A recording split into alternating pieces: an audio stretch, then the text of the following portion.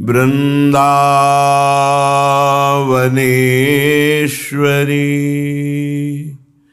तवैव पदारविन्दम्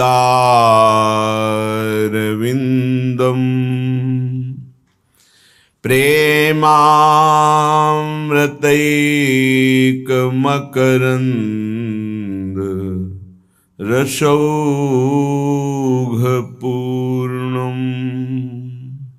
हृद्यर्पितं मधुपते स्मरतापमुग्रं निर्वापयत् परम शीतलमाश्रयामि परम शीतलमाश्रयामि।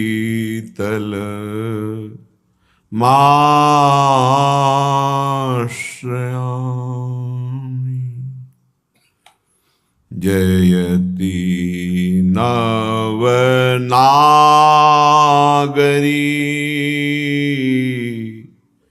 कृष्ण सुख सागरी राधा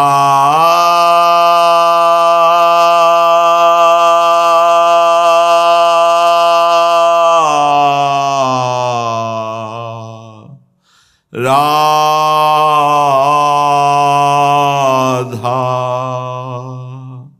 जयति नवनागरी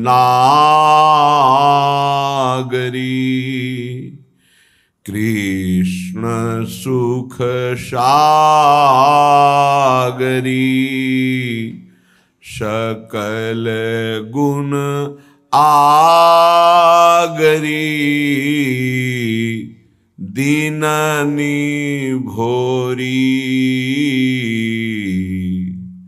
जयति हरि भामिनी कृष्ण घन दामिनी। जयति हरि भामिनी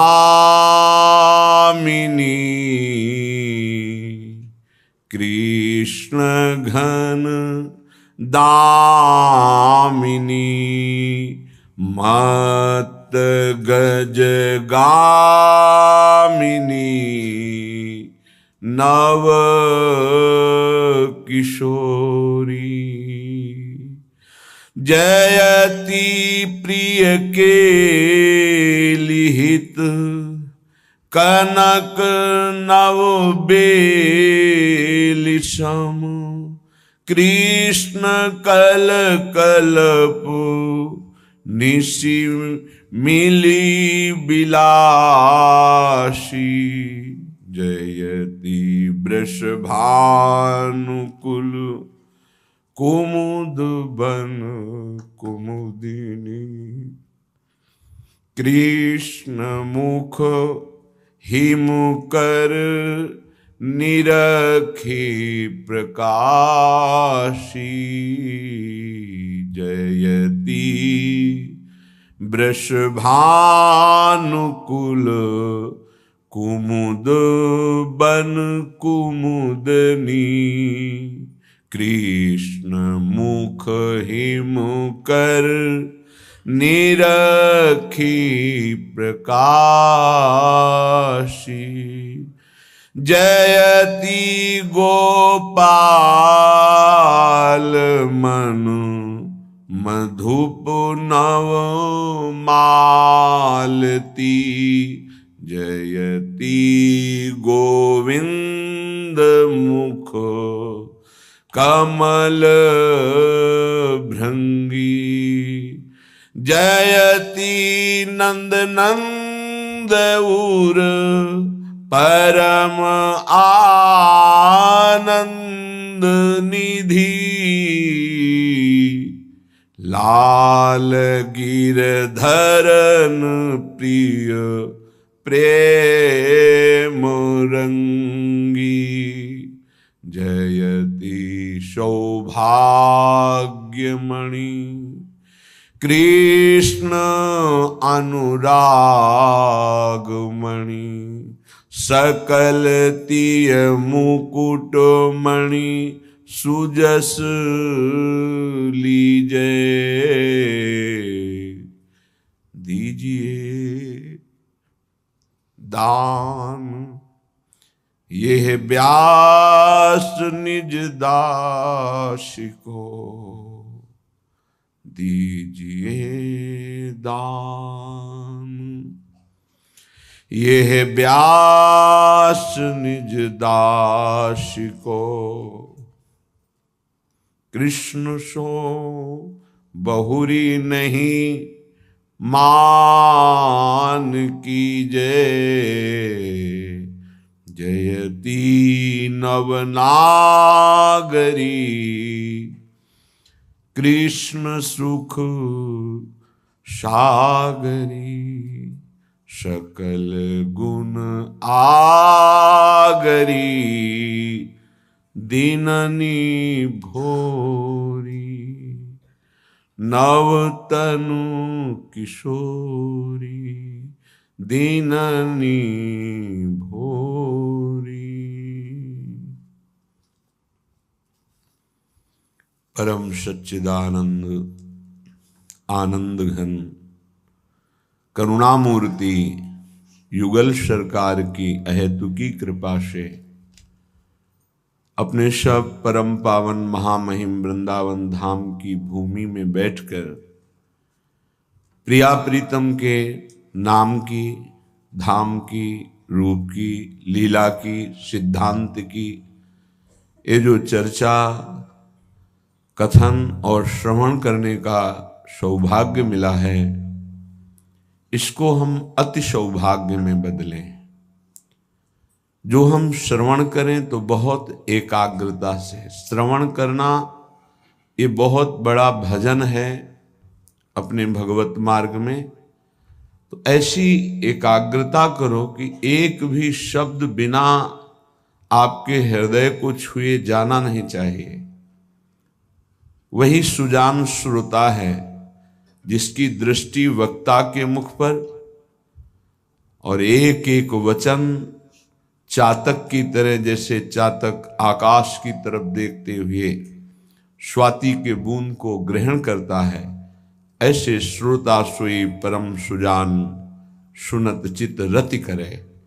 एकाग्रता पूर्वक सुना जाए और उसका मनन किया जाए और उसको अपने जीवन में धारण किया जाए। अगर हम सत्संग सुना तो वो समय तो दिव्य गया, पर मनन नहीं किया तो आप दिव्य नहीं हो पाएंगे। आप दिव्य नहीं हो पाए तो फिर सत्संग का मतलब क्या हुआ? आसुरी प्रवृत्ति से हटकर दैवी संपदा का हृदय में प्रादुर्भाव हो जाना, इसे ही दिव्य कहते हैं। निर्भय, निश्चिंत, निशोक, कोई चाह, कोई विकार नहीं, एकमात्र भगवदानंद में तृप्त, तो समस्त दैवी संपदा अपने आप जागृत हो जाती है। उपासक बनना कठिन है, कहलाना सरल है। मन और इंद्रियां इतनी चंचल हैं कि ये भगवदानंद का लोभ ही नहीं प्रकट होने देती। बस विषयानंद भोगों को ही सुख मानकर हम चंचलता पूर्वक मन को इस भोग से उस भोग, उस भोग से उस भोग में दौड़ाते पूरा जीवन व्यतीत कर रहे हैं। लेकिन कभी भगवदानंद का लोभ नहीं आया, ना बुद्धि में, ना मन में, ना इंद्रियों में। आज संयोग बैठा रहे हैं हरिजू कृपा करके, सत्संग के द्वारा हृदय में नाम का लोभ, कि नाम रूपी धन इकट्ठा कर ले, सुकृत का भोग। हमारे अंदर कोई भी ऐसा दोष ना हो जो हमारे सुकृत को नष्ट कर दे, हमारे पुण्यों को नष्ट कर दे, ये सावधानी। मान अपमान का समभाव से सहन करना। अपमान हो जाए तो भगवान हमारे किसी अहंकार का नाश कर रहे हैं। सम्मान हो जाए तो भगवान की कृपा का सम्मान हो रहा है, ना कि मुझ देह धारी का। भगवान की कृपा का, गुरुदेव की कृपा का सम्मान हो रहा है, तो वो सम्मान गुरुदेव का अपना कभी ना माने, अपने इष्ट देव का सम्मान। लेकिन अपमान ये हमारे किसी कर्म को पावन करने के लिए किया जा रहा है। अगर सम्मान को अपना मान लिया तो अपमान सह ही नहीं सकते, सिद्धांत है। सम्मान का भोग करने वाला कभी अपमान को नहीं सह सकता, और अपमान को जिसने सहा नहीं वो कभी महापुरुष नहीं हो सकता।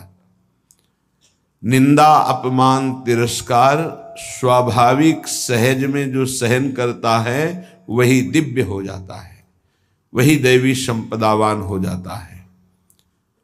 चलते हैं परम पावन महामहिम परम कृपालु प्रिया प्रीतम की चरणारविंद की अद्भुत प्रेम लक्षणा भक्ति प्रदान करने वाला वृंदावन धाम, इसकी महिमा का प्रारंभ कर रहे श्रीपाद प्रबोधानंद जी महाराज। श्री राधा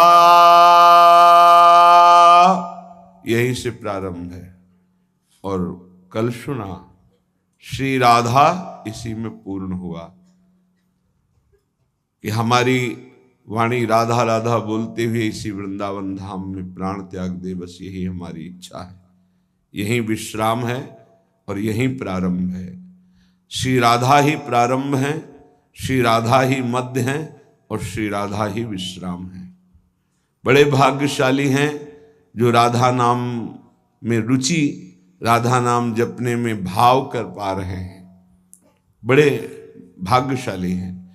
नहीं तो प्रियाजू के स्वरूप को जानना बड़ा कठिन है। अर्थात ब्रह्म तत्व को जैसे जानना कठिन है, पर जाना जाता है वेदांत के द्वारा। कृष्ण तत्व को भी जानना कठिन है। बड़े बड़े ब्रह्मादि देवता भी कांप गए कृष्ण महिमा देखकर, फिर भी भगवत भक्त जन कृष्ण तत्व को भी जानते हैं। लेकिन राधा तत्व ये बड़ा गूढ़ विषय है। हित ध्रुव ते सबहिन ते दुर्लभ रसिक मरम पै जानत। ये केवल वृंदावन नित्य विहार रस के रसिक ही जानते हैं। बाहर बहुत से बहुत प्रकाश हुआ तो कोई गोपी कह के बोला। कल एक प्रश्न कर रहे थे, कल ही होगा या पर ये स्मृति में क्योंकि जब स्मृति अपने आराध्य देव की बिकी हुई हो जाती है तो ज्यादा आज कौन सा वार है, कौन सी तिथि है, क्या है, ये सब वो कह रहे थे कि राधा कृष्ण के प्रेम को आज संसार में लौकिक प्रेम से जोड़ा जाता है। पहली बात तो समझिए, तुम और तुम्हारा तन ही बिल्कुल विलग है। तुम अज्ञानी हो इसलिए ये नहीं जान पा रहे कि तुम सच्चिदानंद स्वरूप हो पक्का। ईशावास्यमिदं सर्वम यत्किंच जगत्याम जगत। अपने को तो तुम जान नहीं पाए, तुम प्रिया प्रीतम को जान लोगे। दूसरी बात यह है कि तुम अपने को पांच भौतिक शरीर पुरुष या स्त्री माने हुए हो, अज्ञान की धरा में जी रहे हो, देह भाव में आसक्त हो रहे हो। तुम जान पाओगे प्रेम किसे कहते हैं। और प्रेम के गाढ़ समुद्र हैं हरि, और हरि के प्रेम समुद्र का सार है सांद्रानंद घन प्रेम मूर्ति किशोरी। तुम क्या जानोगे।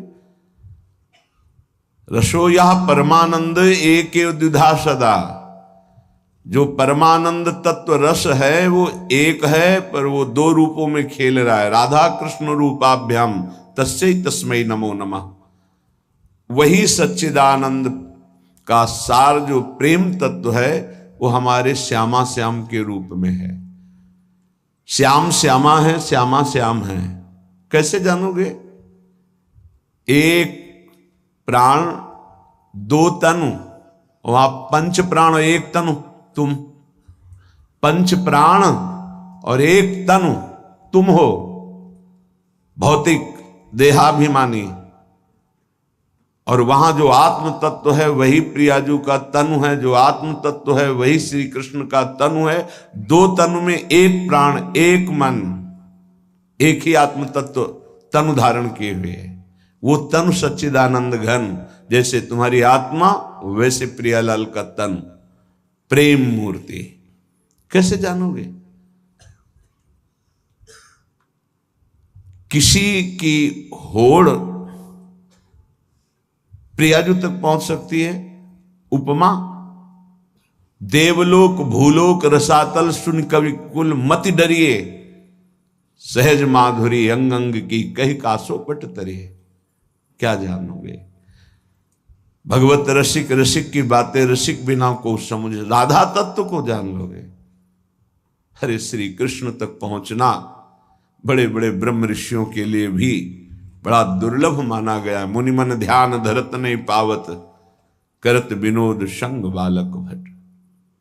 ये तो इस रजोपसेवी वृंदावन के रसिकों की कृपा जो राधा तत्व को जान ले। राधा कृष्ण एक ही बात है, श्याम ही श्यामा है, श्यामा ही श्याम है, कहने को श्यामा श्याम है, वो एक है। श्री हरिवंश सुरीति सुनाऊं, श्यामा श्याम एक संगाऊं, छिन कबहु न अंतर होई, प्राण सुएक देह है दोई। प्रिया प्रीतम के अब ये संसारी जन सांसारिक लौकिक शरीर आसक्ति को राधा कृष्ण के प्रेम से जोड़ते हैं। भगवान रक्षा करें उनकी बुद्धि की, उनके विचारों को शुद्ध करें। श्री किशोरी जी को अगर जानना है तो वृंदावन की रज में लोटो, रज लगाओ वृंदावन की, और रसिकों की चरण धूलि माथे पे रख के उनका अनुगमन करो, उनकी आज्ञा का। वो जैसी आज्ञा करें, फिर किशोरी जी कृपा करें तो समझ में आ जाए कि जिनकी पीक दानी लिए हुए स्वयं अखिल कोटि ब्रह्मांडों का नायक खड़ा हुआ है, उगार की इंतजार करते हैं, जिनके चरणों में महावर लगाते हैं, जिनकी चरण रखने की चौकी को ब्रह्मा शंकर शनकादि प्रणाम करते हैं, वो प्रभु जिनके चरणों में महावर लगाते हैं, वो राधा तत्व है। कैसे जानोगे? बहिर्मुख देहाभिमानी विषय प्रियता रखने वाला भगवान को नहीं जान सकता है, अपने को नहीं जान सकता है, फिर राधा तत्व को जान लेगा? ये गानों में नहीं है, ये कवित्व जोड़नों में नहीं है, ये वो महान परमहंसों के लिए भी दुर्लभ रस है जो केवल केवल रसिकों की कृपा से मिलता है। बस भगवत रसिक, रसिक की बातें रसिक बिना को तत्काल उनको रोका गया। प्रश्न भी इस विषय में मत उठाओ।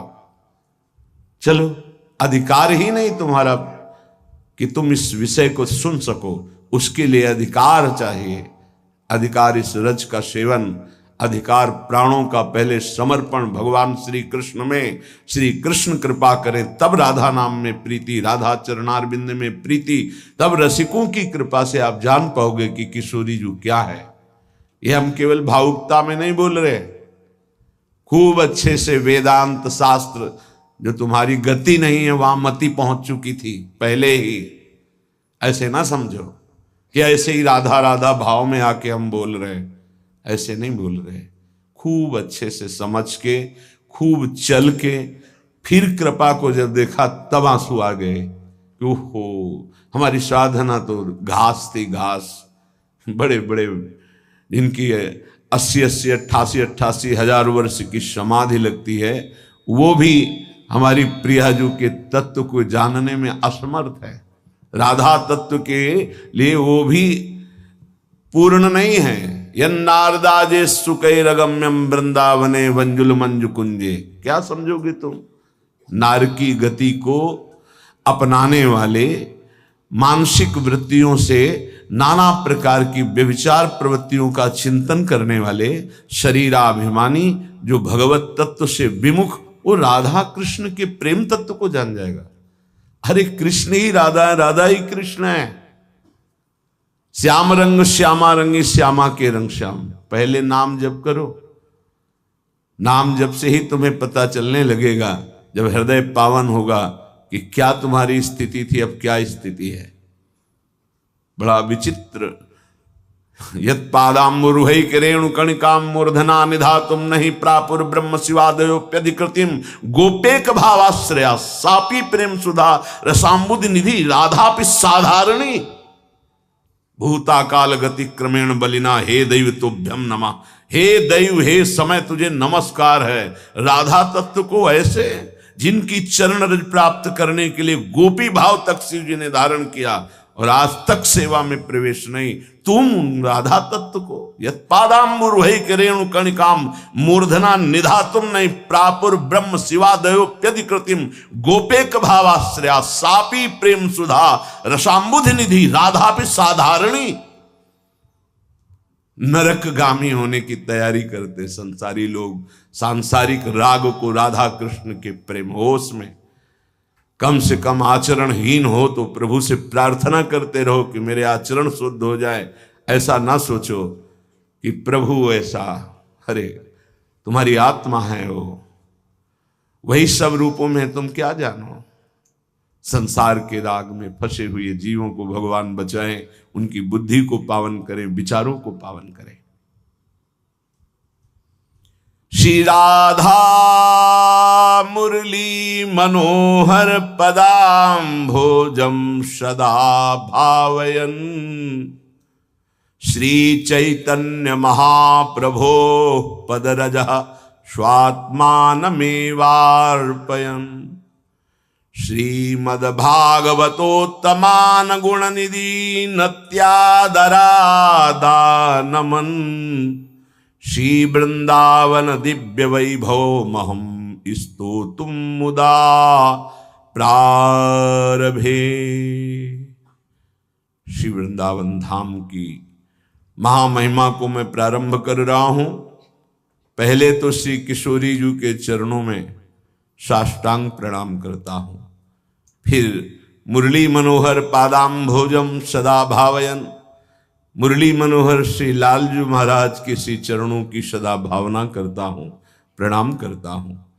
फिर परम गुरु परम कृपालु श्री कृष्ण चैतन्य महाप्रभु की पदरज का चिंतन करता हूं, अपने आप को समर्पित करते हुए, क्योंकि उन्होंने ही वृंदावन भेजा।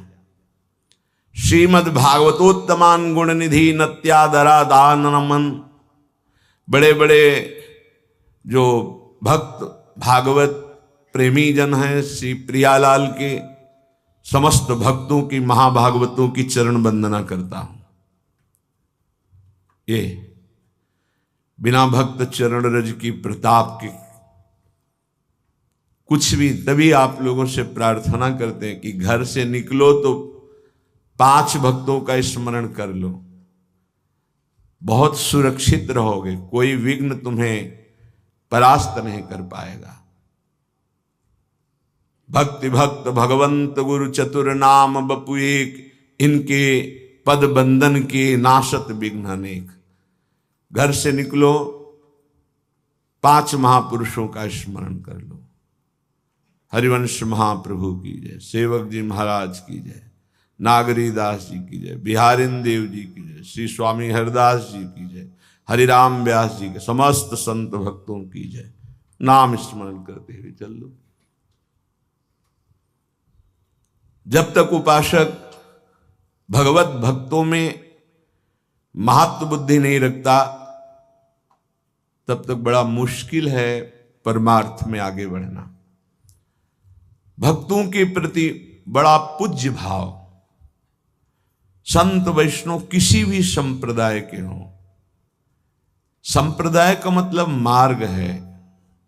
कभी कभी देखते हैं एक वैष्णव दूसरे संप्रदाय के वैष्णव को ऐसी दृष्टि से देखता है कि जैसे कोई बहुत महत अपराधी को देखा जाता हो। ऐसा नहीं होना चाहिए। क्या तुम कृष्ण नाम जप करते हो? क्या तुम कंठी धारण किए हो श्री कृष्ण की? तुम कंठी धारण करने वाले वैष्णव होकर भगवान नाम जप, कोई नाम जप कर रहा हो, वो शिव शिव बोल रहा हो, तो हमारे श्री कृष्ण का ही नाम शिव है। श्री कृष्ण ही शिव हैं। शिव परम कल्याण, परम मोक्ष, परम आनंद, चाहे निर्गुण भाव से देखो चाहे सगुण भाव से, वो एक तत्व है। द्वितीयो नास्ति, एको ब्रह्म द्वितीयो नास्ति। पर बुद्धि राग द्वेष से युक्त होने के कारण परमार्थ में है, पर राग द्वेष निवारण नहीं कर पाए, तो एक वैष्णव दूसरे वैष्णव को द्वेष बुद्धि से दे, ये कभी नहीं होना चाहिए। इसीलिए कहते हैं कि सांसारिक प्रपंच का राग छूटना ये मानो 50 ग्राम उलझा हुआ सूत है, लेकिन परमार्थिक उलझन एक मन कच्चा सूत उलझा हुआ है। संप्रदाय बने हैं भगवत प्राप्ति के लिए, झगड़ा के लिए नहीं बने।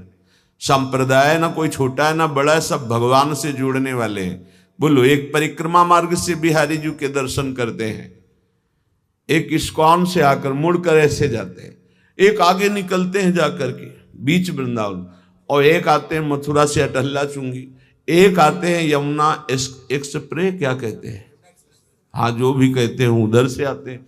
सब जा तो बिहारी जी ही रहे, तो सबकी चरण वंदना है, क्योंकि बिहारी जी जा रहे हैं, हमारी प्यारी जी के महल में आए हैं। इसमें ये संप्रदायवाद लगा करके राग द्वेष करना, ये बहुत ही अल्पज्ञता का स्वरूप है। श्रीपाद वृंदावन महिमामृत प्रारंभ करने के प्रथम श्लोक में पहले किशोरी जी को प्रणाम नमस्कार किया, फिर श्री लालजू के चरणों में नमस्कार प्रणाम कर रहे हैं, क्योंकि इनकी कृपा के बिना इनके धाम में न प्रवेश है, ना कोई एक शब्द कान में पड़ सकता है इनकी महिमा का। बड़े भाग्यशाली हैं जिनको रोज सत्संग सुनने को मिल रहा है, चाहे वर्तमान में यहाँ बैठकर या थोड़ा समय व्यतीत होने पर वो यंत्रों के द्वारा सुन रहे हैं, पर बड़े भाग्यशाली हैं। पहले आराध्य देव के वृंदावन के श्यामा श्याम को नमस्कार करने के बाद गुरु को नमस्कार किया। परम शब्द इसलिए लगाया कि उनके गुरु पहले से विराजमान थे, वो एक अद्भुत सन्यासी थे, परम ज्ञानी सन्यासी थे। महाप्रभु चैतन्य, आगे कभी ऐसा अवसर मिला तो चर्चा होगी, महाप्रभु चैतन्य देव की परम कृपा से ब्रह्मबोध संपन्न महात्मा का भाव बदला और वो श्री कृष्ण अनुराग में रंगे हुए वृंदावन आए। यहां रसिकों के संग से प्रियानुराग में रंग गए। तो पहले गुरुदेव को नमस्कार किया, फिर श्रीमद् भागवतोत्तमान गुण निधि नत्यादरा दा नमन। मैं नित्य ऐसे आदर पूर्वक महापुरुषों को नमस्कार करता हूं जिनकी चित्त वृत्ति निरंतर प्रिया प्रीतम में लगी है। भागवत महाभागवत, भागवत जो समस्त अपने आचरण भगवान को समर्पित करके नाम जप करते हुए भगवान में चित्त जोड़ रहे हैं वो भागवत, लेकिन जो प्रिया प्रीतम के प्रेम रस में डूबे हुए वो महाभागवत। भगवत धर्मो जीत के निज प्रेमा ठहरंत, राधा वल्लभ लाल की विमल ध्वजा फहरंत। भगवत धर्मो जीत के निज प्रेमा ठहरंत, निज प्रेमा ठहरंत नेम कछु पर शत नाही। ये महाभागवत महारसिक जन। श्री वृंदावन दिव्य वैभव महम स्तोतुम मुदा प्रारभे, सब हम पर कृपा करो। श्री वृंदावन की महिमा का जो महाआनंद है वो हम प्रारंभ करने जा रहे हैं। हे प्रियाजू, हे लालजू, हे गुरुदेव, हे महाभागवत जन, हम पर कृपा करो। हम आप सबको नमस्कार करते हैं, प्रणाम करते हैं। ईशोऽपि यस्य महिमामृतं वारिरासे, पारं प्रयातुमनलं बत तत्र केन्ने। किन्त्वल्पमप्यहमति प्रणयाद्विगाह, श्याम धन्य धन्य इति मे समुपक्रमोऽयम्। जिस वृंदावन की महिमा को जानने में भगवान शंकर ब्रह्मादि भी असमर्थ हैं। ईशोऽपि यस्य महिमामृत वारिरासे, पारं प्रयातुमनलं बत तत्र केन्ने।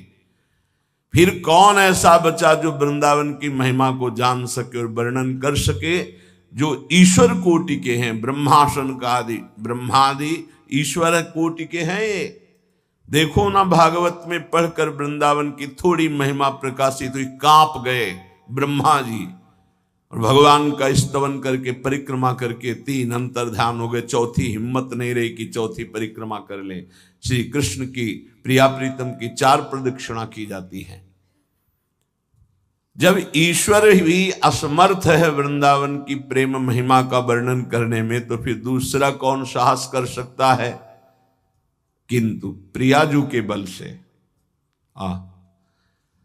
किंतु अल्पमति, मैं तो बहुत अल्पमति वाला हूं, पर प्रणयाद विगाह, जो प्रेम समुद्र हैं प्रियाजू, उनके द्वारा दी हुई मति से मैं गान कर रहा हूं। ध्यान दीजिए, प्रियाजू के द्वारा दी हुई मति से वृंदावन की महिमा को जाना जा सकता है। इसीलिए श्री राधिका कृपा बिनु सबके मन नगम। आज मैं कह सकता हूं कि मैं धन्य हूं, धन्य हूं। ओहो, श्याम धन्य धन्य इतमें मैं धन्य हूं। क्यों?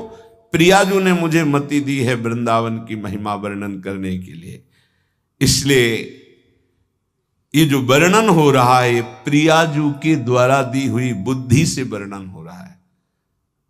महापुरुषों का कैसा सुलझा हुआ दर्शन है। श्रीमद वृंदाटविमं हृदि स्फोरयात्मस्वरूपम अत्याश्चर्यं प्रकृति परमानंद विद्या रहस्यम पूर्ण ब्रह्मामृतमपि हिर्यावा विधातुं न नेति ब्रूयुर्यत्रोपनिषद इहात्रत्य वार्ता कुतस्त्या।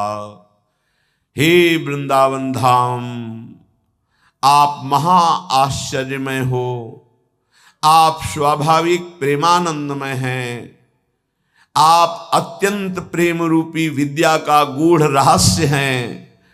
आप कृपा करके अपने स्वरूप का प्रकाश मेरे हृदय में कीजिए, जिससे मेरी वाणी आपकी महिमा का वर्णन कर सके। हे पूर्ण ब्रह्मामृत का वर्णन करने वाले उपनिषद जन, आपका अवगाहन किया, आपका रसास्वादन किया, आपको प्रणाम है। लेकिन आप जिसे नेति नेति पुकार कर बता रहे थे, आज प्रियाजू की कृपा से उस महाप्रेम रस का अवगाहन हो रहा है वृंदावन के रूप में, श्री युगल सरकार के रूप में। इसलिए हे उपनिषद जन, आपको भी प्रणाम है, क्योंकि आपने ही नेति नेति कहकर मुझे इनका ज्ञान दिया।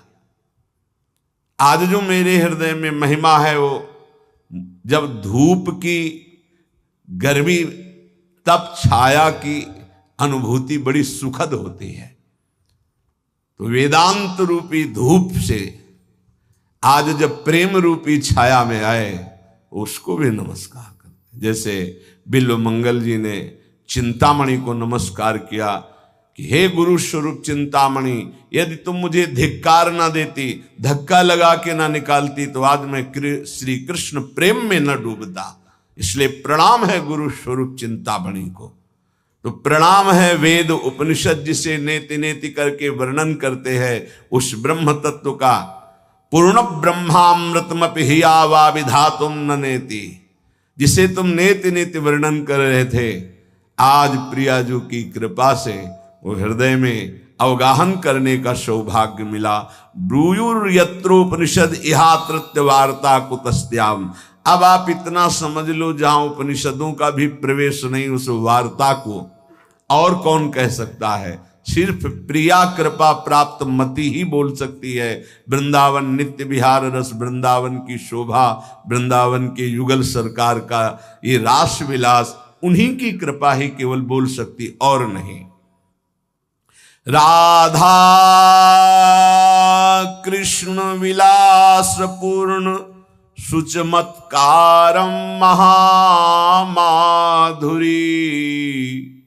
सारस्फार चमत्कृतिम हरिरसोत्कर्ष काष्ठां पराम दिव्यं स्वाद्य रसैकरम सुभगा शेषम न शेषादिभिः शेषैर्गम्य गुणौघ पार मनुषम सस्तौमि वृंदावनम। ये श्री श्यामा श्याम का निज महल है वृंदावन। इसमें जो श्यामा श्याम का प्रेम विलास है, वो बड़े सौभाग्यशाली जन हैं जो इस अद्भुत प्रेम की उपासना में चित्त जोड़ा। क्या सौभाग्य उनको वृंदावन आने को मिला, रसिकों का संग मिला, तो उनके हृदय में प्रिया प्रीतम की शरणागति की भावना आ गई, चित्त जुड़ा श्यामा श्याम से। जो इस स्थान का सेवन करते हैं उनके हृदय में महामाधुर्य रस का अधिकार स्वयं हो जाता है। जो वृंदावन का सेवन करते हैं अर्थात वास करते हैं, वृंदावन का चिंतन करते हैं, वृंदावन का आश्रय लेते हैं, उनको प्रिया प्रीतम के प्रेम रस का अधिकार प्राप्त हो जाता है। ये वृंदावन धाम श्री हरि के महाप्रेम श्रृंगार रस की पराकाष्ठा है। पराकाष्ठा ये अपराकृत है, अर्थात ब्रह्मा जी के द्वारा रचा हुआ नहीं है। आस्वादनीय उज्जवल प्रेम रस है।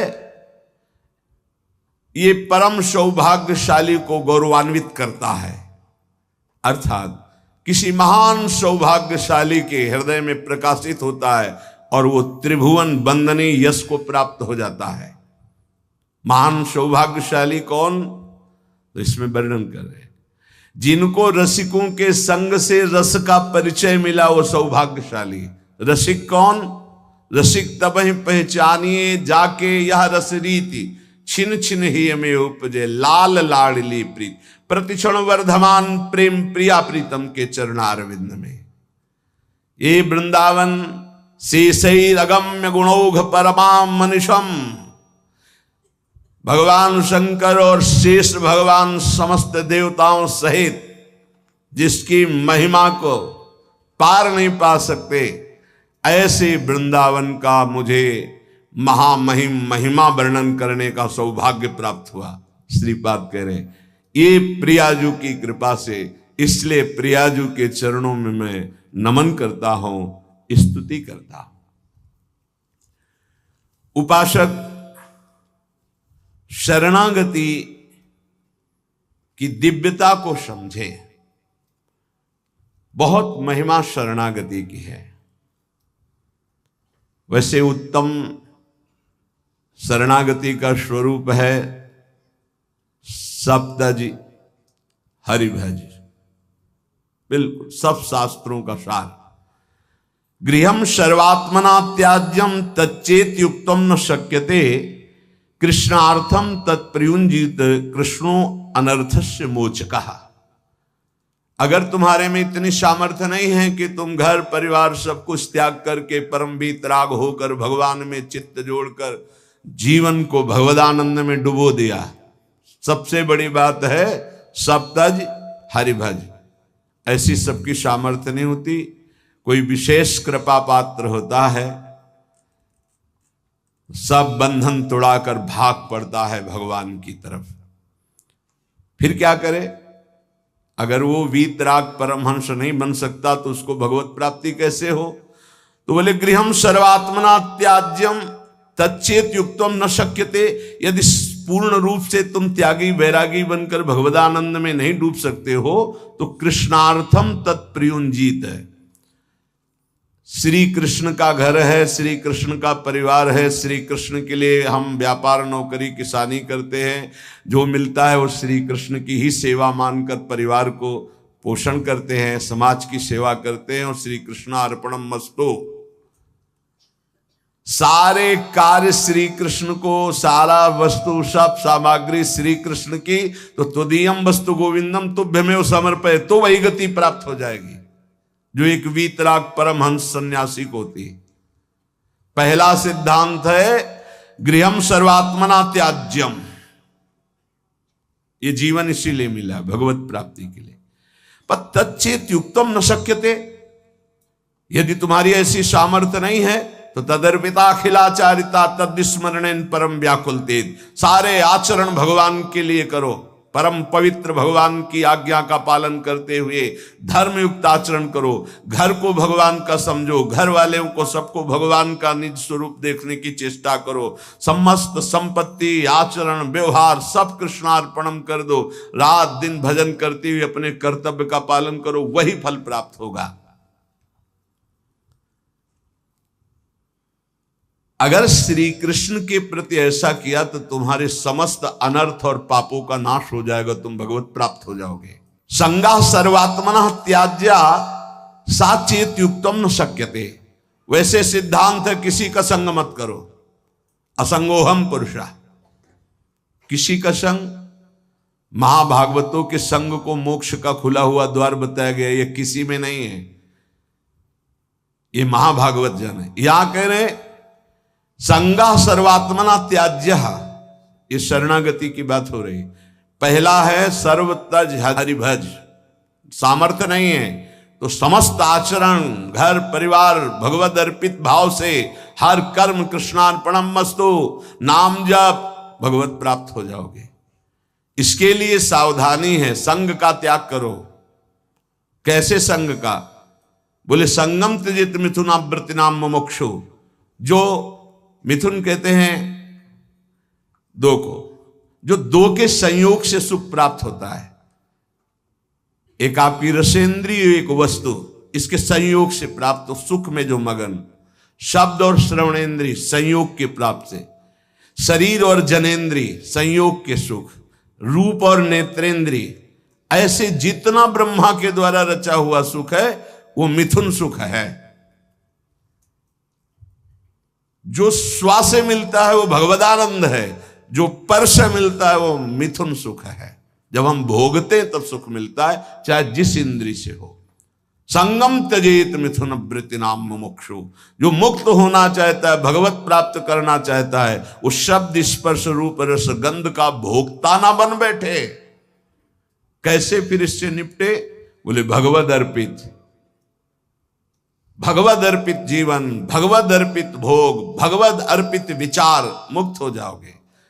संगा सर्वात्मना त्याज्य, पूर्ण रूप से संग का त्याग कर दे। न विषय संग, न विषयी पुरुष का संग, एकमात्र महाभागवतों का संग, भगवत प्रेमियों का संग बड़ा दुर्लभ है। साचेत युक्तम न शक्यते, यदि तुम ऐसा नहीं कर सकते तो शासद भी सह कर्तव्य संता संगम्य भेषजम। फिर ऐसा करो, जो सतमार्ग में चलने वाले व्यक्ति हैं केवल उन्हीं का संग करो। जिनके पास बैठने से भगवत चर्चा होती है, नाम जप की बात होती है, भगवत कीर्तन, भगवत गुणानुवाद सुनने को मिलता है, बोधयंता परस्परम, ऐसा संग करो। चाहे स्त्री पुरुष, घर गृहस्थी, कोई भी हो, जिसके पास बैठने से भगवत चर्चा होती, भगवत नाम, ऐसे लोगों का संग करो। शासद भी सा कर्तव्य, यही कर्तव्य है कि जो सद आचरण करने वाले लोग हैं उनका। पहली बात तो संगम सर्वात्मना त्याज्य, पर ऐसा करना बड़ा कठिन। साचेत युक्तम न शक्यते, ऐसा सब नहीं कर सकते। तो बोले संग करो। फिर किसका? बोले शासद भी, जो सदमार्ग में चलने वाले हैं, जो अपने कर्तव्य का पालन करने वाले हैं। संता संगस्य भेषजम, और कहीं संत समागम मिल जाए तब तो भव रोग से निवृत्ति होने की औषधि है संतजन। संत समागम मिला मानो संस्कृति के चक्र का अंत हो गया। बड़े भाग पाई सतसंगा, विनय प्रयास होई भवभंगा। भार्यादिरनुकूलश्चेत् कारयेत् भगवत् क्रियाः, उदासीने स्वयं कुर्यात् प्रतिकूले गृहं त्यजेत्, तत्यागे दूषणं नास्ति यतो विष्णु परांगमुखः। यदि आप गृहस्थी में फंस चुके हैं, अब आपको भगवत प्राप्ति कैसे हो? तो कह रहे हैं स्त्री आदि परिवार जो भी है सबको भगवत परायण होने की शिक्षा दी जाए। सब नाम जप करो। हमसे अगर तुम अपनापन रखते हो तो 10 मिनट ही सही, पर तुम नाम जप करो। भगवत प्राप्ति के लिए कैसे घर का माहौल होना चाहिए ये बता रहे हैं। भार्यादि अनुकूलस, पत्नी को अनुकूल बनाओ। अनुकूल बनाने का मतलब उसको शासन के द्वारा अनुकूल नहीं बनाया जाता, किसी को प्रेम के द्वारा अनुकूल। प्रेम की भाषा बिना पढ़े लिखे लोग भी जानते हैं, पशु भी जानता है। छोटा बच्चा है, दुलार करो प्रेम से, ऐसे पुचकारो, किलकारियां मानने लगेगा। अभी उसको कोई ज्ञान नहीं, लेकिन प्रेम की भाषा वो भी जानता है। फिर वो तो अर्धांगिनी पत्नी है। लोगों के हृदय में पता नहीं क्या धारणा बैठ गई है, पुरुष रूप में हो गए तो अपने को पता नहीं ब्रह्म मानते क्या मानते हैं, कि लड़की वाला ब्याह करने आ रहा है, तुमको अपनी बेटी तुम्हारे घर में भेज रहा है, तुम्हारे जीवन भर के लिए तुम्हारा साथी चुन रहा है, तो लड़की वाले की तरफ ऐसी भावना की जाती मानो कोई पाप करके आया हो, कि आज मेरी पुत्री सुंदर है, पढ़े लिखे है, पर हमारे पास धन नहीं, तो जहां जाता हूं अपमान होता है। नहीं, इतने में तो नहीं होगा ब्याह। तुम्हारा केवल लड़का है इसलिए तुम इतने गर्व में हो? क्या है तुम्हारे लड़के में कौन सी खास सी बात है? केवल लिंग परिवर्तन है तो स्त्रीलिंग में, वो पुरुष लिंग में, वो उसकी संतान है, वो तुम्हारे सामने झुक के दे रहा है। जो वो भेंट दे दे अपनी पुत्री को भाव से, वो बात अलग। तो वो अपने को गर्व मानते कि लड़का हो गया तो इतना दहेज लेंगे, और पर्चा ऐसे बनाते जैसे दुकान वाला व्यापारी पर्चा बनाता है, इतना इतना इतना, अब ले लो। तो ऐसे दूल्हे का हाथ पकड़ करके लड़की वाले को घर ले जाना चाहिए कि राधे श्याम, क्योंकि हमने पैसा दिया है। कैसा विचार समाज का है। तुम अपनी कमाई से सुखी नहीं होना चाहते हो, अपनी पुत्री दे रहा है, कुछ ना कुछ भाव से अपनी पुत्री को दे रहा है, तुम्हारा क्या भाव है? लड़के पक्ष वाले ऐसे गर्व में होते हैं मानो त्रिलोक विजयी हो गए हों, लड़का हो गया तो। इसीलिए हमारे समाज की धारणाएं पापों को बढ़ावा दे रहे हैं। पुत्री हुई तो उसको किस भाव से देखा जाता है, किस भाव से? अगर लड़की न हो तो पैदे कहां से हो? विचार कीजिए। तो तुम्हारी जो पत्नी बनी हो तुम्हारे समान है, 1 इंच भी तुमसे कम नहीं किसी बात में। ईश्वर का तत्व जो तुम्हारे हृदय में, उसके हृदय में जो पांच भौतिक दे तुम्हारी, वो उसकी दे, वो अपने घर का त्याग करके तुम्हारे घर में आई है, तुम्हारी अर्धांगिनी बनी है। तो चाहिए कि तुम्हें प्यार के द्वारा अनुकूल, भार्यादि अनुकूलस चेत कारेत भगवत क्रिया। प्रेम में बड़ी सामर्थ्य है। किसका परिवर्तन प्रेम से नहीं हो सकता है? कभी समाज में अगर ये बात समझ में आ जाए कि ये दहेज लेना नरक जाने का कार्य है, बोले अमुक ने दहेज, उन्होंने मांगा नहीं था, स्वतः अपनी पुत्री के लिए दिया था। किसी को भी अगर हमारे व्यवहार में पुत्री के साथ बहुत सी सामग्री उत्साह के साथ देने का भाव तो उनके पास है और उन्होंने दिया अपनी पुत्री को, तो आपने मांगा तो नहीं, वर पक्ष ने मांगा तो नहीं, आज बेचा जाता है। कैसी समाज की दुर्व्यवस्था है। ना सत्संग सुनते हैं, ना शास्त्र समझते हैं। तो बच्चियों के प्रति कितना निकृष्ट भाव आ गया कि एक गरीब आदमी की यदि लड़की पैदा होती तो माथे पे हाथ रख करके सोचता है कि मेरा दुर्भाग्य। कोसते हैं कि तूने लड़की क्यों पैदा की। अरे अगर हमारी मां नहीं होती तो हम कहां से प्रकट हो जाते? वो मां है, वो दैवी शक्ति है जो प्रकट हुई है। कैसी बुद्धि भ्रष्ट होती चली जा रही लोगों की कि बेटी के शब्द से उनको एक असौभाग्य लगता है कि अरे बेटा थाली बजाओ, चाहे वो पादुका से मार के घर से बाहर कर दे, बुढ़ापे में बेटी ही काम आएगी। फिर चलो पापा हमारे यहाँ, बूढ़े पिता के लिए बेटी तैयार है प्राण देने के। आज बेटियों के प्रति भाव यहां शास्त्र आज्ञा कर रहा है, भार्यानुकूलश्च, वो तुम्हारी अर्धांगिनी। तुम उसके साथ ऐसा कोई व्यवहार मत करो जो तुम्हारे को कभी अनुकूलता की वजह प्रतिकूलता में आ जाए। और आप ध्यान रखना, ब्रह्मा जी बहुत चतुर हैं। जब देखा कि बेटियों की ऐसी अल्ट्रासाउंड करा लिया, ये देख लिया, वो देख लिया, ऐसा भाव, तो काम ऐसी कि तुम हटा ही नहीं सकते हो। आगे की समझ गए होगे चर्चा। इस बात को समझो, तुम पाप करोगे तुम्हें भुगाने के लिए उसी जीवात्मा को भेजा जाएगा और ऐसे रूप में भेजा जाएगा कि तुम्हारा कुछ बस नहीं चलेगा।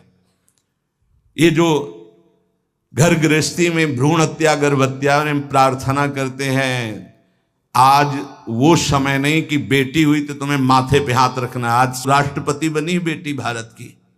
हम बार बार कहते हैं, अभी क्रिकेट मैच की पूरी बेटियां ही आई थी, बहादुर एक सेना नायक आई थी,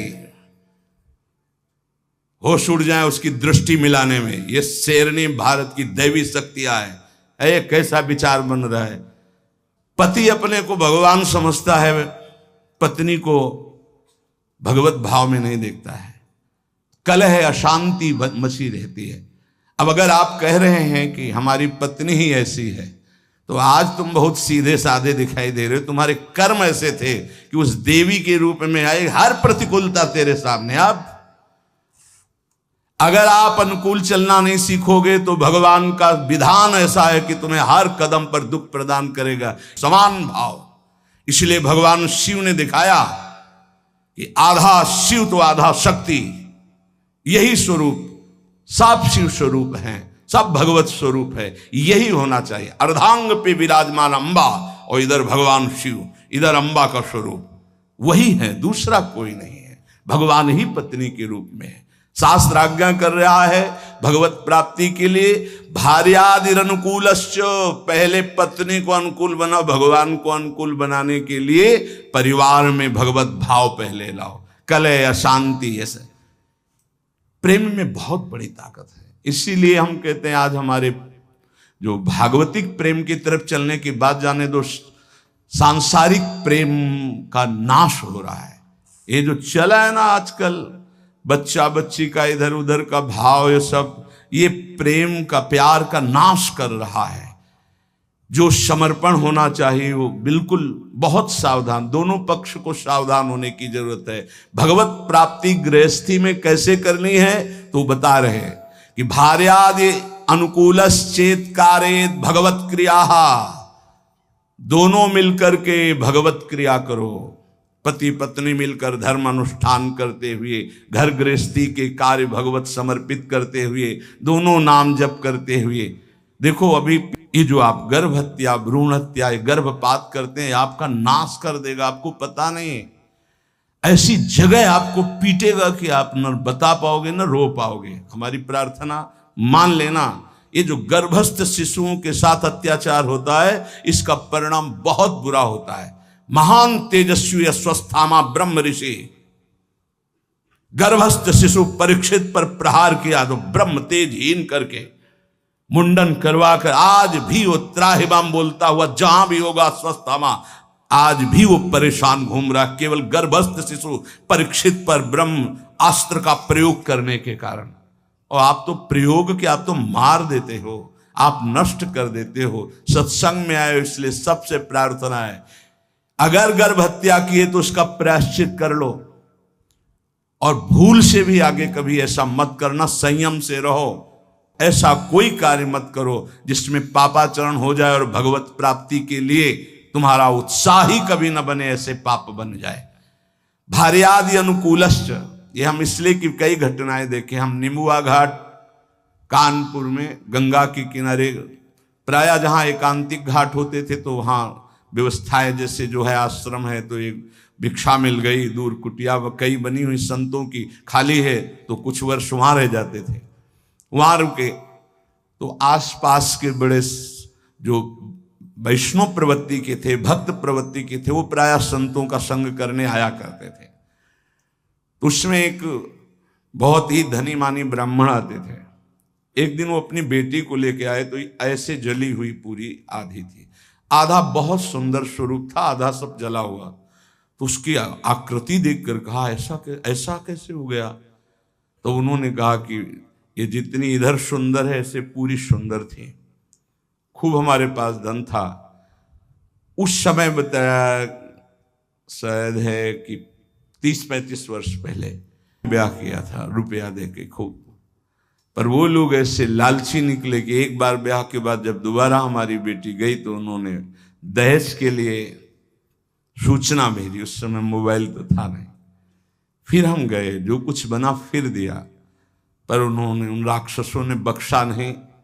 हमारी बेटी को चारपाई में बांधा, मिट्टी का तेल छिड़का और आग लगा दी।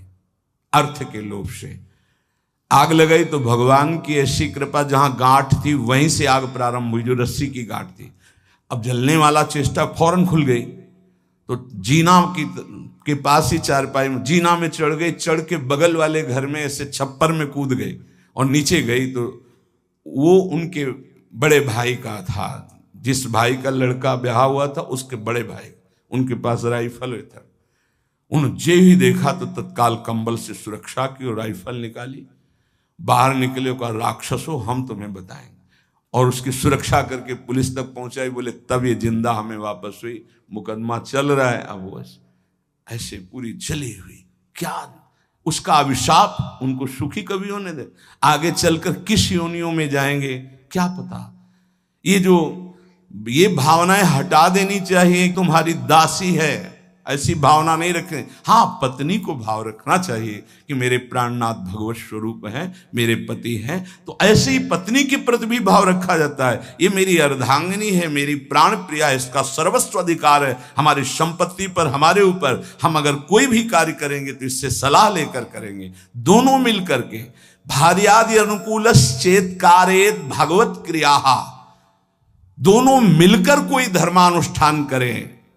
अकेले का गृहस्थी का विषय है, अकेले तुम बोले हम जा रहे हैं मुक्ति, नहीं, पहले अनुमति लीजिए। यहां तक कि महापुरुषों ने सन्यास भी लिया है तो पहले मनाया है, अनुमति ली है, जब उन्होंने अनुमति दे दी तब आगे की क्रिया हुई। माता से अनुमति और पत्नी से अनुमति अत्यंत आवश्यक है। अगर मां विराजमान है तो उसका आदेश, और पत्नी विराजमान तो भले वृद्धा हो गई है पर उसका अधिकार। हमारे शास्त्र में लिखा है यदि वो वानप्रस्थ में जाना जाता है तो ऐसे बात की करे पत्नी से कि यदि आप अपने पुत्रों के साथ रहकर जीवन व्यतीत करना चाहती है तो मुझे आदेश करें, मैं तप के द्वारा अपने जीवन को भगवान में मिलाना चाहता हूँ। और यदि आप हमारे साथ चलना चाहती है तो आपका स्वागत है, हम दोनों बैरागी होकर चले। वो जैसा अनुमति दे ऐसा शास्त्र आज्ञा करता है। ऐसे नहीं मनमानी कि हम स्वतंत्र हैं किसी भी तरह। अगर कोई धर्मानुष्ठान करते हो, पत्नी आपकी है, वो आपका साथ ना दे वो बात अलग है। अगर वो आपके अनुकूल चलती है और आपने कोई धर्मानुष्ठान किया, पत्नी को साथ नहीं ले गए, तो अपने आप उसका ट्रांसफर हो जाएगा उसके पास।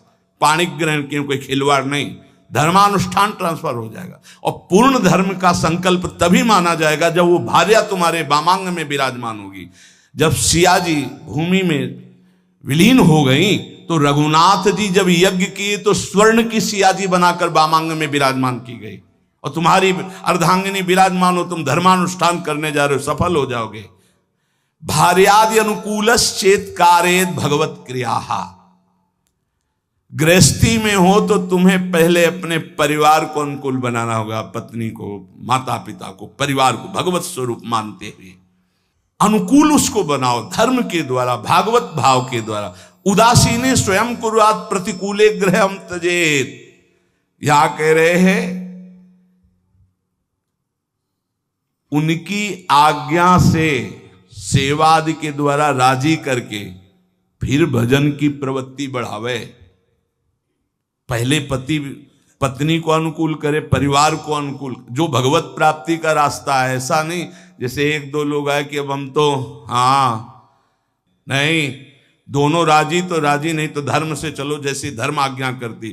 पाणिक ग्रहण के समय ये श्रुतियां, ये शास्त्र जो साक्षी बनाए गए थे वो पति पत्नी के भाव से बनाए गए थे।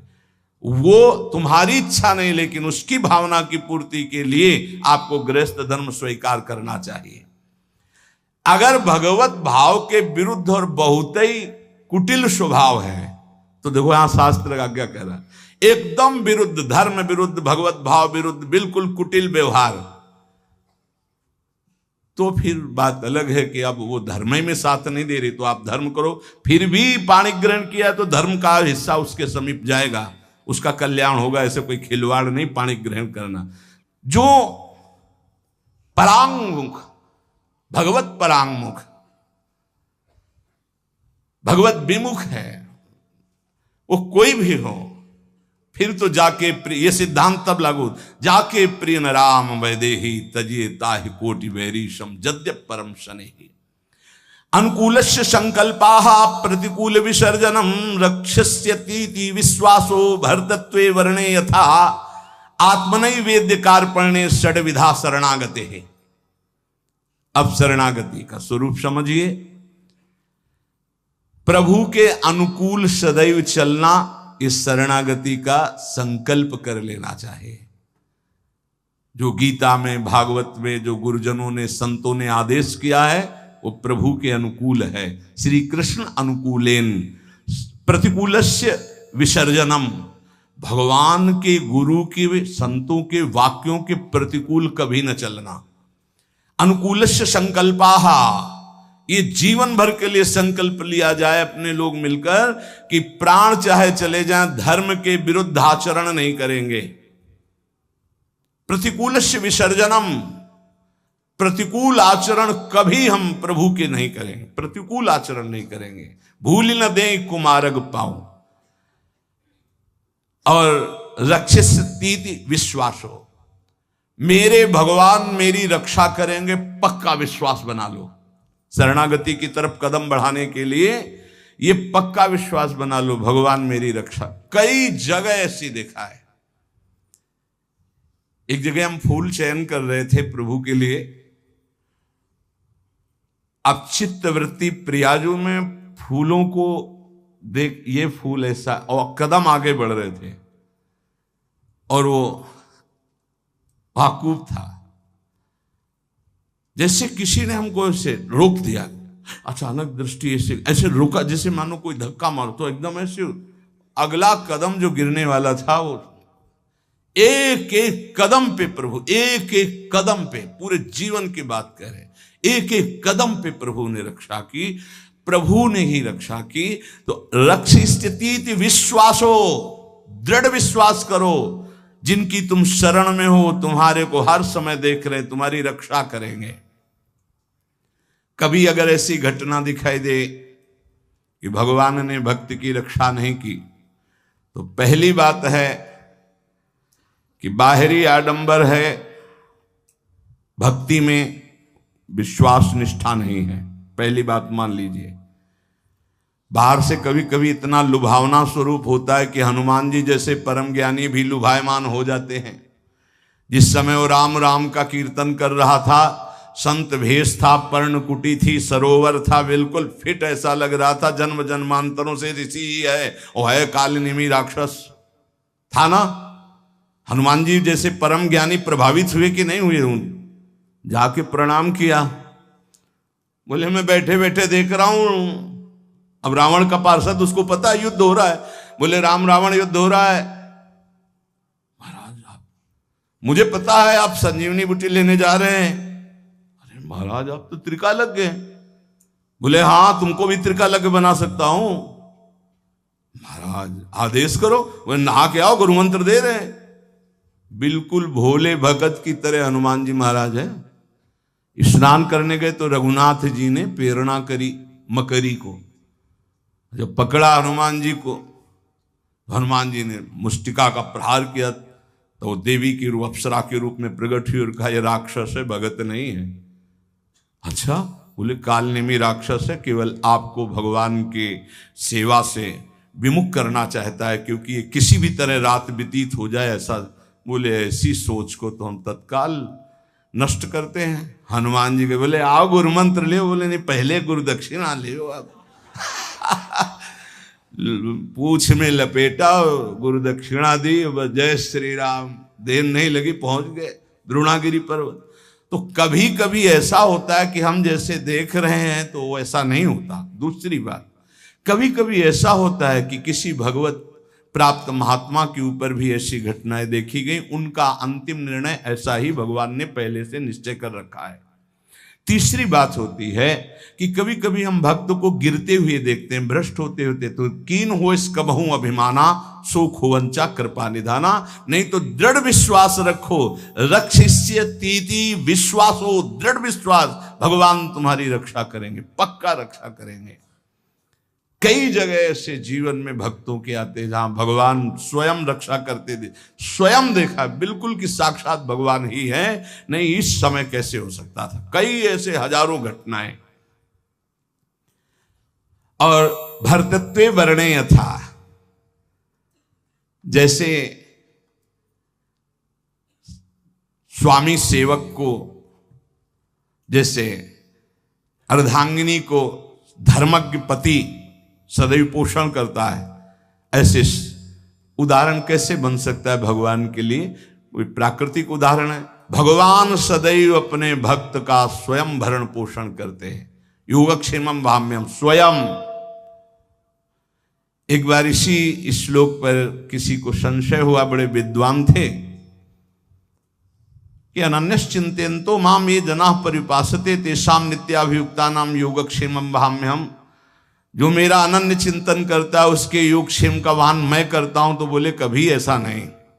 भगवान को चाहिए था कि कराम्यहम्, मैं करवा देता हूं व्यवस्था। वहाम्यहम् क्या स्वयं आते हैं? तो उन्होंने ऐसे काट करके गीता के शब्द को लिखा कराम्यहम्, लिखा योगक्षेमं वहाम्यहम्, उन्होंने लिखा कराम्यहम्। अब जो विघ्न शुरू हुआ, कई दिन भारी वर्षा, ना भोजन, ना कोई जजमान, ना कोई, हर अव्यवस्था ही अव्यवस्था, त्राहिमाम मच गया। स्वयं भगवान श्याम सुंदर भोजन की सामग्री सब लेकर के आए। जब वो घर पे नहीं थे, गए हुए थे, देखा बड़ा सुंदर बालक और यहां से खून निकल रहा है, रक्त निकल रहा है। तो उन्होंने कहा कि बेटा ये कैसे? उनकी पत्नी ने कहा। तो उन्होंने कहा मां, ये जो विद्वान ब्राह्मण तुम्हारे पति हैं, उन्होंने चाकू से हमें काट दिया है। ऐसे निर्दयी कैसे हो सकते हैं? तुम किनके बेटे हो, कौन हो? बोले मत जानो, मैं आपको भी और आपके पंडित जी को भी बहुत प्यार करता हूं। ये लो सामग्री, कई दिनों के लिए ऐसी सामग्री, और ये लो रत्न रख दिया, इन्हीं से खूब खाते पीते रहना। उनको बता देना कि ऐसे अपराध न किया करें। जब पंडित जी लौट के आए तो उनके अर्धांगिनी, तुम इतने निर्दयी हो गए हो, तुमने इतने सुंदर सुकोमल बालक के भाल पर चाकू मार दी? पागल हो, पागलों जैसी बात कर। बोले विश्वास करो, देखो ये सामग्री, ये रत्न आदि वो रख गए हैं। और नौकिशोर बालक था, 14 वर्ष का, और वो कह रहा था पंडित जी ने। तो उनको, ओहो, मैंने गीता जी के एक शब्द को काटा था, वहाम्यहम्।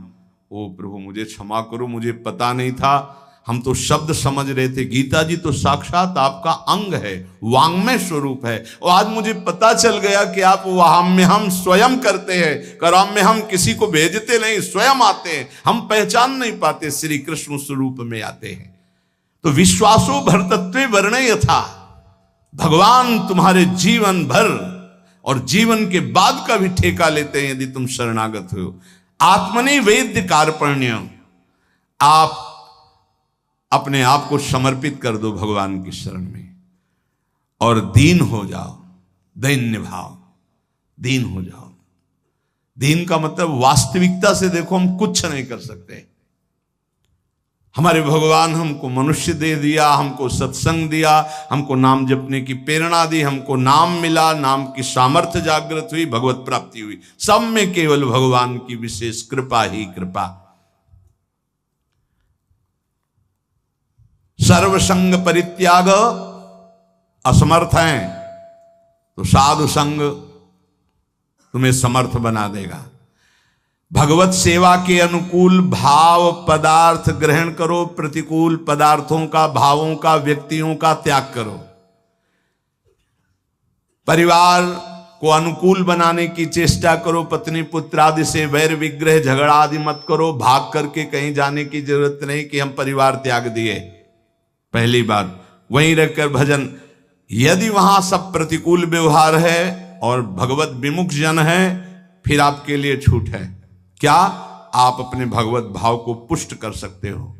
पांचवा, दृढ़ विश्वास प्रभु में, आत्मनिवेदन और दैन्यता, ये महान सद्गुण शरणागति के अंतर हैं। महाप्रभु चैतन्य देव जी ने सनातन जी को शिक्षा प्रदान करी। सनातन जी ने वो कंबल देकर, गुदड़ी ओढ़कर जब आए, महाप्रभु ने कहा तुम्हारा कंबल कहां है, ये गुदड़ी कैसे? तो उनका प्रभु एक संत भगवान की कृपा से गुदड़ी मिल गई, उनको कंबल दे दिया। तब कहा सनातन, वैरागी में एक कलंक शोभा नहीं देता। अर्थात वैराग्य भाव में महंगे महंगे आभूषण, महंगे महंगे कपड़े, महंगे महंगे सब शोभा नहीं देता। स्वयं का कुछ नहीं, चाहे जैसे ले जाओ चाहे जैसे छोड़ दो। कभी महलों में बैठ के भोजन पा रहे तो कभी फुटपाथ में पा रहे। ना महल से मतलब ना फुटपाथ से मतलब।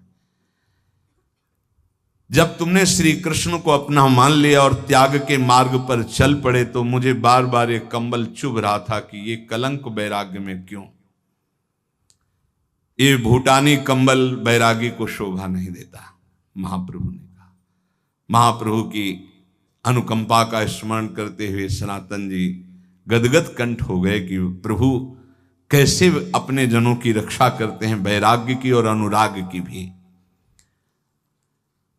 महाप्रभु से श्री सनातन जी ने जिज्ञासा की, दोनों हाथ जोड़कर अंजलि बांधी हुई कहा, प्रभु मैं साधन विहीन जीवन व्यतीत करता रहा अभी तक, राजमंत्री, परमार्थ से अनभिज्ञ हूं, संसारी विषयी लोगों का जो घोर विषयी उनका साथ करता रहा हूं राजा।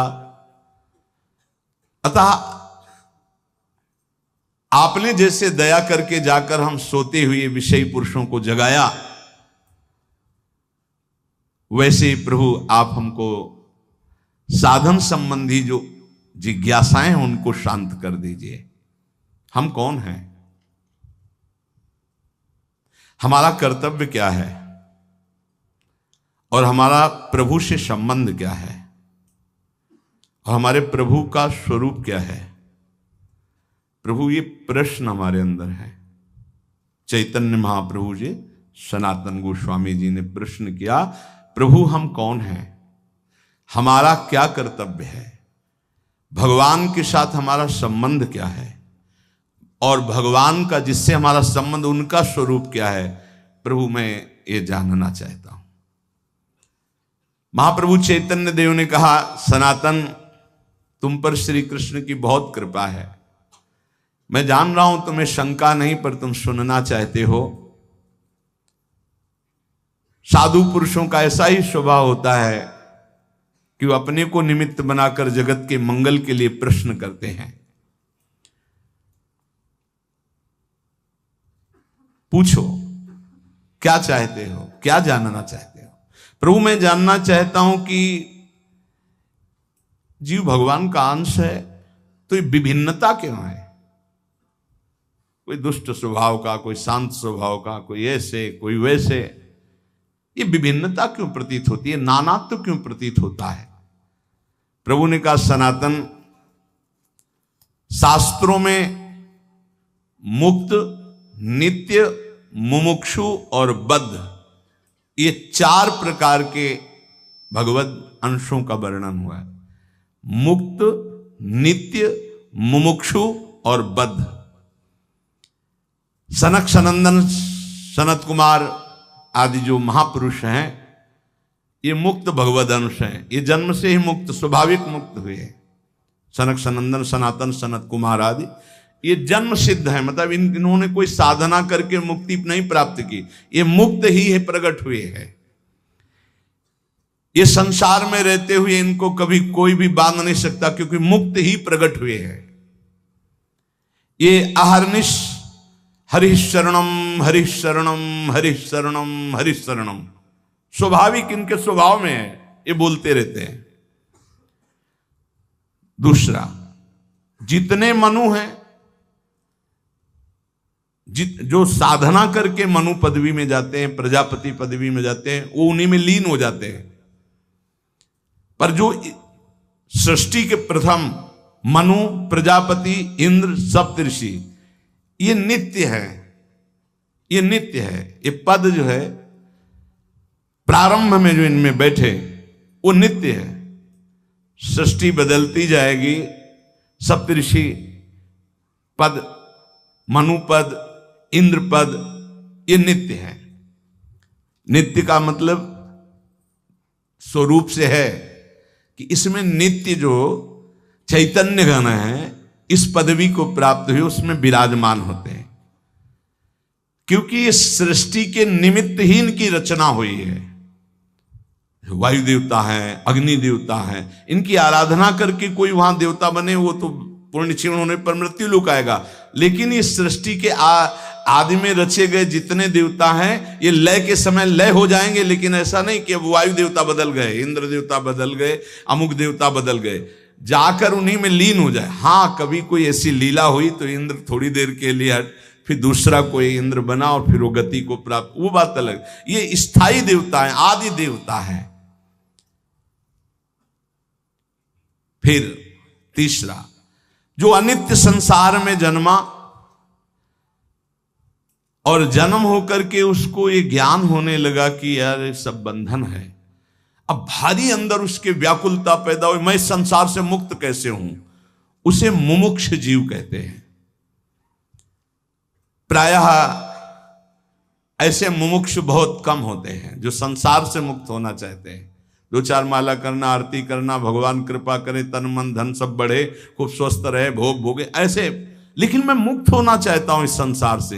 तो भगवान शंकराचार्य जी ने कहा, हजारों जन्मों की साधना के बाद किसी को आता मैं मुक्त होना चाहता हूं, और संत के संग से एक क्षण में आ जाएगा, एक क्षण में आ सकता है। इसीलिए तात स्वर्ग अपवर्ग सुख धरी तुलाए कंग, तूलन ताय सकल मिल जो सुख लो सत्संग। ये मुमुक्षु जन, और जो भोगों में ही केवल सुख है मानकर भोगते रहते हैं, वो जन्मते रहते हैं, मरते रहते हैं, जन्मते रहते हैं, मरते रहते हैं, उनकी एक क्रिया चलती रहती है। बद्ध जीव है। मुक्त जीव, नित्य जीव, मुमुक्षु जीव और बद्ध जीव। बद्ध जीव बहुतायत है, बहुतायत है, मुमुक्षु गिने जा सकते हैं। बद्ध जीव तो वैसे जैसे लोगों का होता कि इस समय सृष्टि बहुत बढ़ रही, कहां से आ रहे हैं ये जीव? जो दीमक योनि में है, एक बीते में लाखों हैं। अब उनको मनुष्य योग नियंत्रण मिलेगी तो एक नगर बस जाएगा कि नहीं बस जाएगा? तो योनियों का परिवर्तन होता रहता है। अल्पज्ञ जीव क्या प्रश्न करते रहते कि अब तो बहुत सृष्टि बढ़ रही, कहां से आते हैं? तो तुम जानते हो, सूक्ष्मदर्शी से देखो, इतने छोटे छोटे कीड़े, अब उनको मनुष्य बनाया गया जो एक बीते में लाखों की संख्या में रह रहे थे। वो जब एक नगर में रहेंगे ना तो पूरा नगर बस जाएगा लाखों का। अब अल्पज्ञ जीव को कैसे समझाए? ये जो बद्ध जीव हैं, पुनरपि जननम पुनरपि मरणम पुनरपि जननी जठरे सैनम। शास्त्रों में जीवों की 84 लाख योनियां बताई गए हैं। भगवत चरणारविंद से विमुख जो है ये भोगों में रत बार बार जन्मते मरते रहते हैं, विविध योनियों में जाते हैं, चिरकाल तक सृष्टि में भटकते रहते हैं। मायापति की माया ने सबको बांध रखा है। कभी उनको ऐसा सौभाग्य मिला कि साधु संग मिला तो मुमुक्षता जागृत। जब द्रवहि दीन दयालु राघव तो साधु संगति पाइए। ये बात आप बैठा लीजिए कि बहुत कृपा पात्र हैं अपने लोग जो रोज चर्चा करें, कथन और श्रवण का प्रभु सौभाग्य दिए। सनातन जी ने पूछा, प्रभु माया से छुटकारा कैसे मिलेगा? जीव जब माया के अधीन घूमता ही रहता तो उसके निस्तार का उपाय क्या है? प्रभु ने कहा, एक उपाय है, जब किसी महापुरुष के वचनों को कोई मानने लगता है, उनका संग मिलता है, तब वो मायापति भगवान की शरण में चला जाता है और उसकी माया से मुक्ति मिल जाती है। सनातन ने पूछा, प्रभु मायापति भगवान की शरण का मतलब क्या है, कैसे प्राप्त होती है? प्रभु ने कहा, भाई इसमें तो मुख्य केवल भगवान की कृपा ही है कि कोई भगवत प्रेमी मात संगस तो दुर्लभ हो, लेकिन बिनु हरि कृपा मिले नहीं संता। भगवान की कृपा से देखो, जीव के कल्याण का प्रारंभ और पूर्णता संतों से ही होती है। अगर सत्संग मिल गया तो समझो बाजी मार गए, भगवान आप पर बहुत कृपालु हैं। अगर संतों के प्रतिभाव बन जाए, कभी कभी हवा चलती है, कभी दक्षिण की, कभी वाम की, कभी उत्तर की, कभी पूर्वाई की, चारों दिशाओं की चलती है। तो जैसे अनुकूल हवा चल जाए तो फिर सबको आनंद आने लगता है। तो ऐसे अनुकूल सी हवा चल गई प्रियाजू की, राधा राधा राधा राधा, निकल चलो, हवा बढ़िया है। नाव में अगर अनुकूल हवा मिल जाए, खेवैया चतुर हो तो देर न लगे पार हो जाए। तो खेवैया है प्रिया प्रीतम, नाम रूपी नौका, और आप अपने सब बैठे हैं और भगवान की अनुग्रह रूपी हवा चल रही, निकल चलो, बढ़िया अवसर है।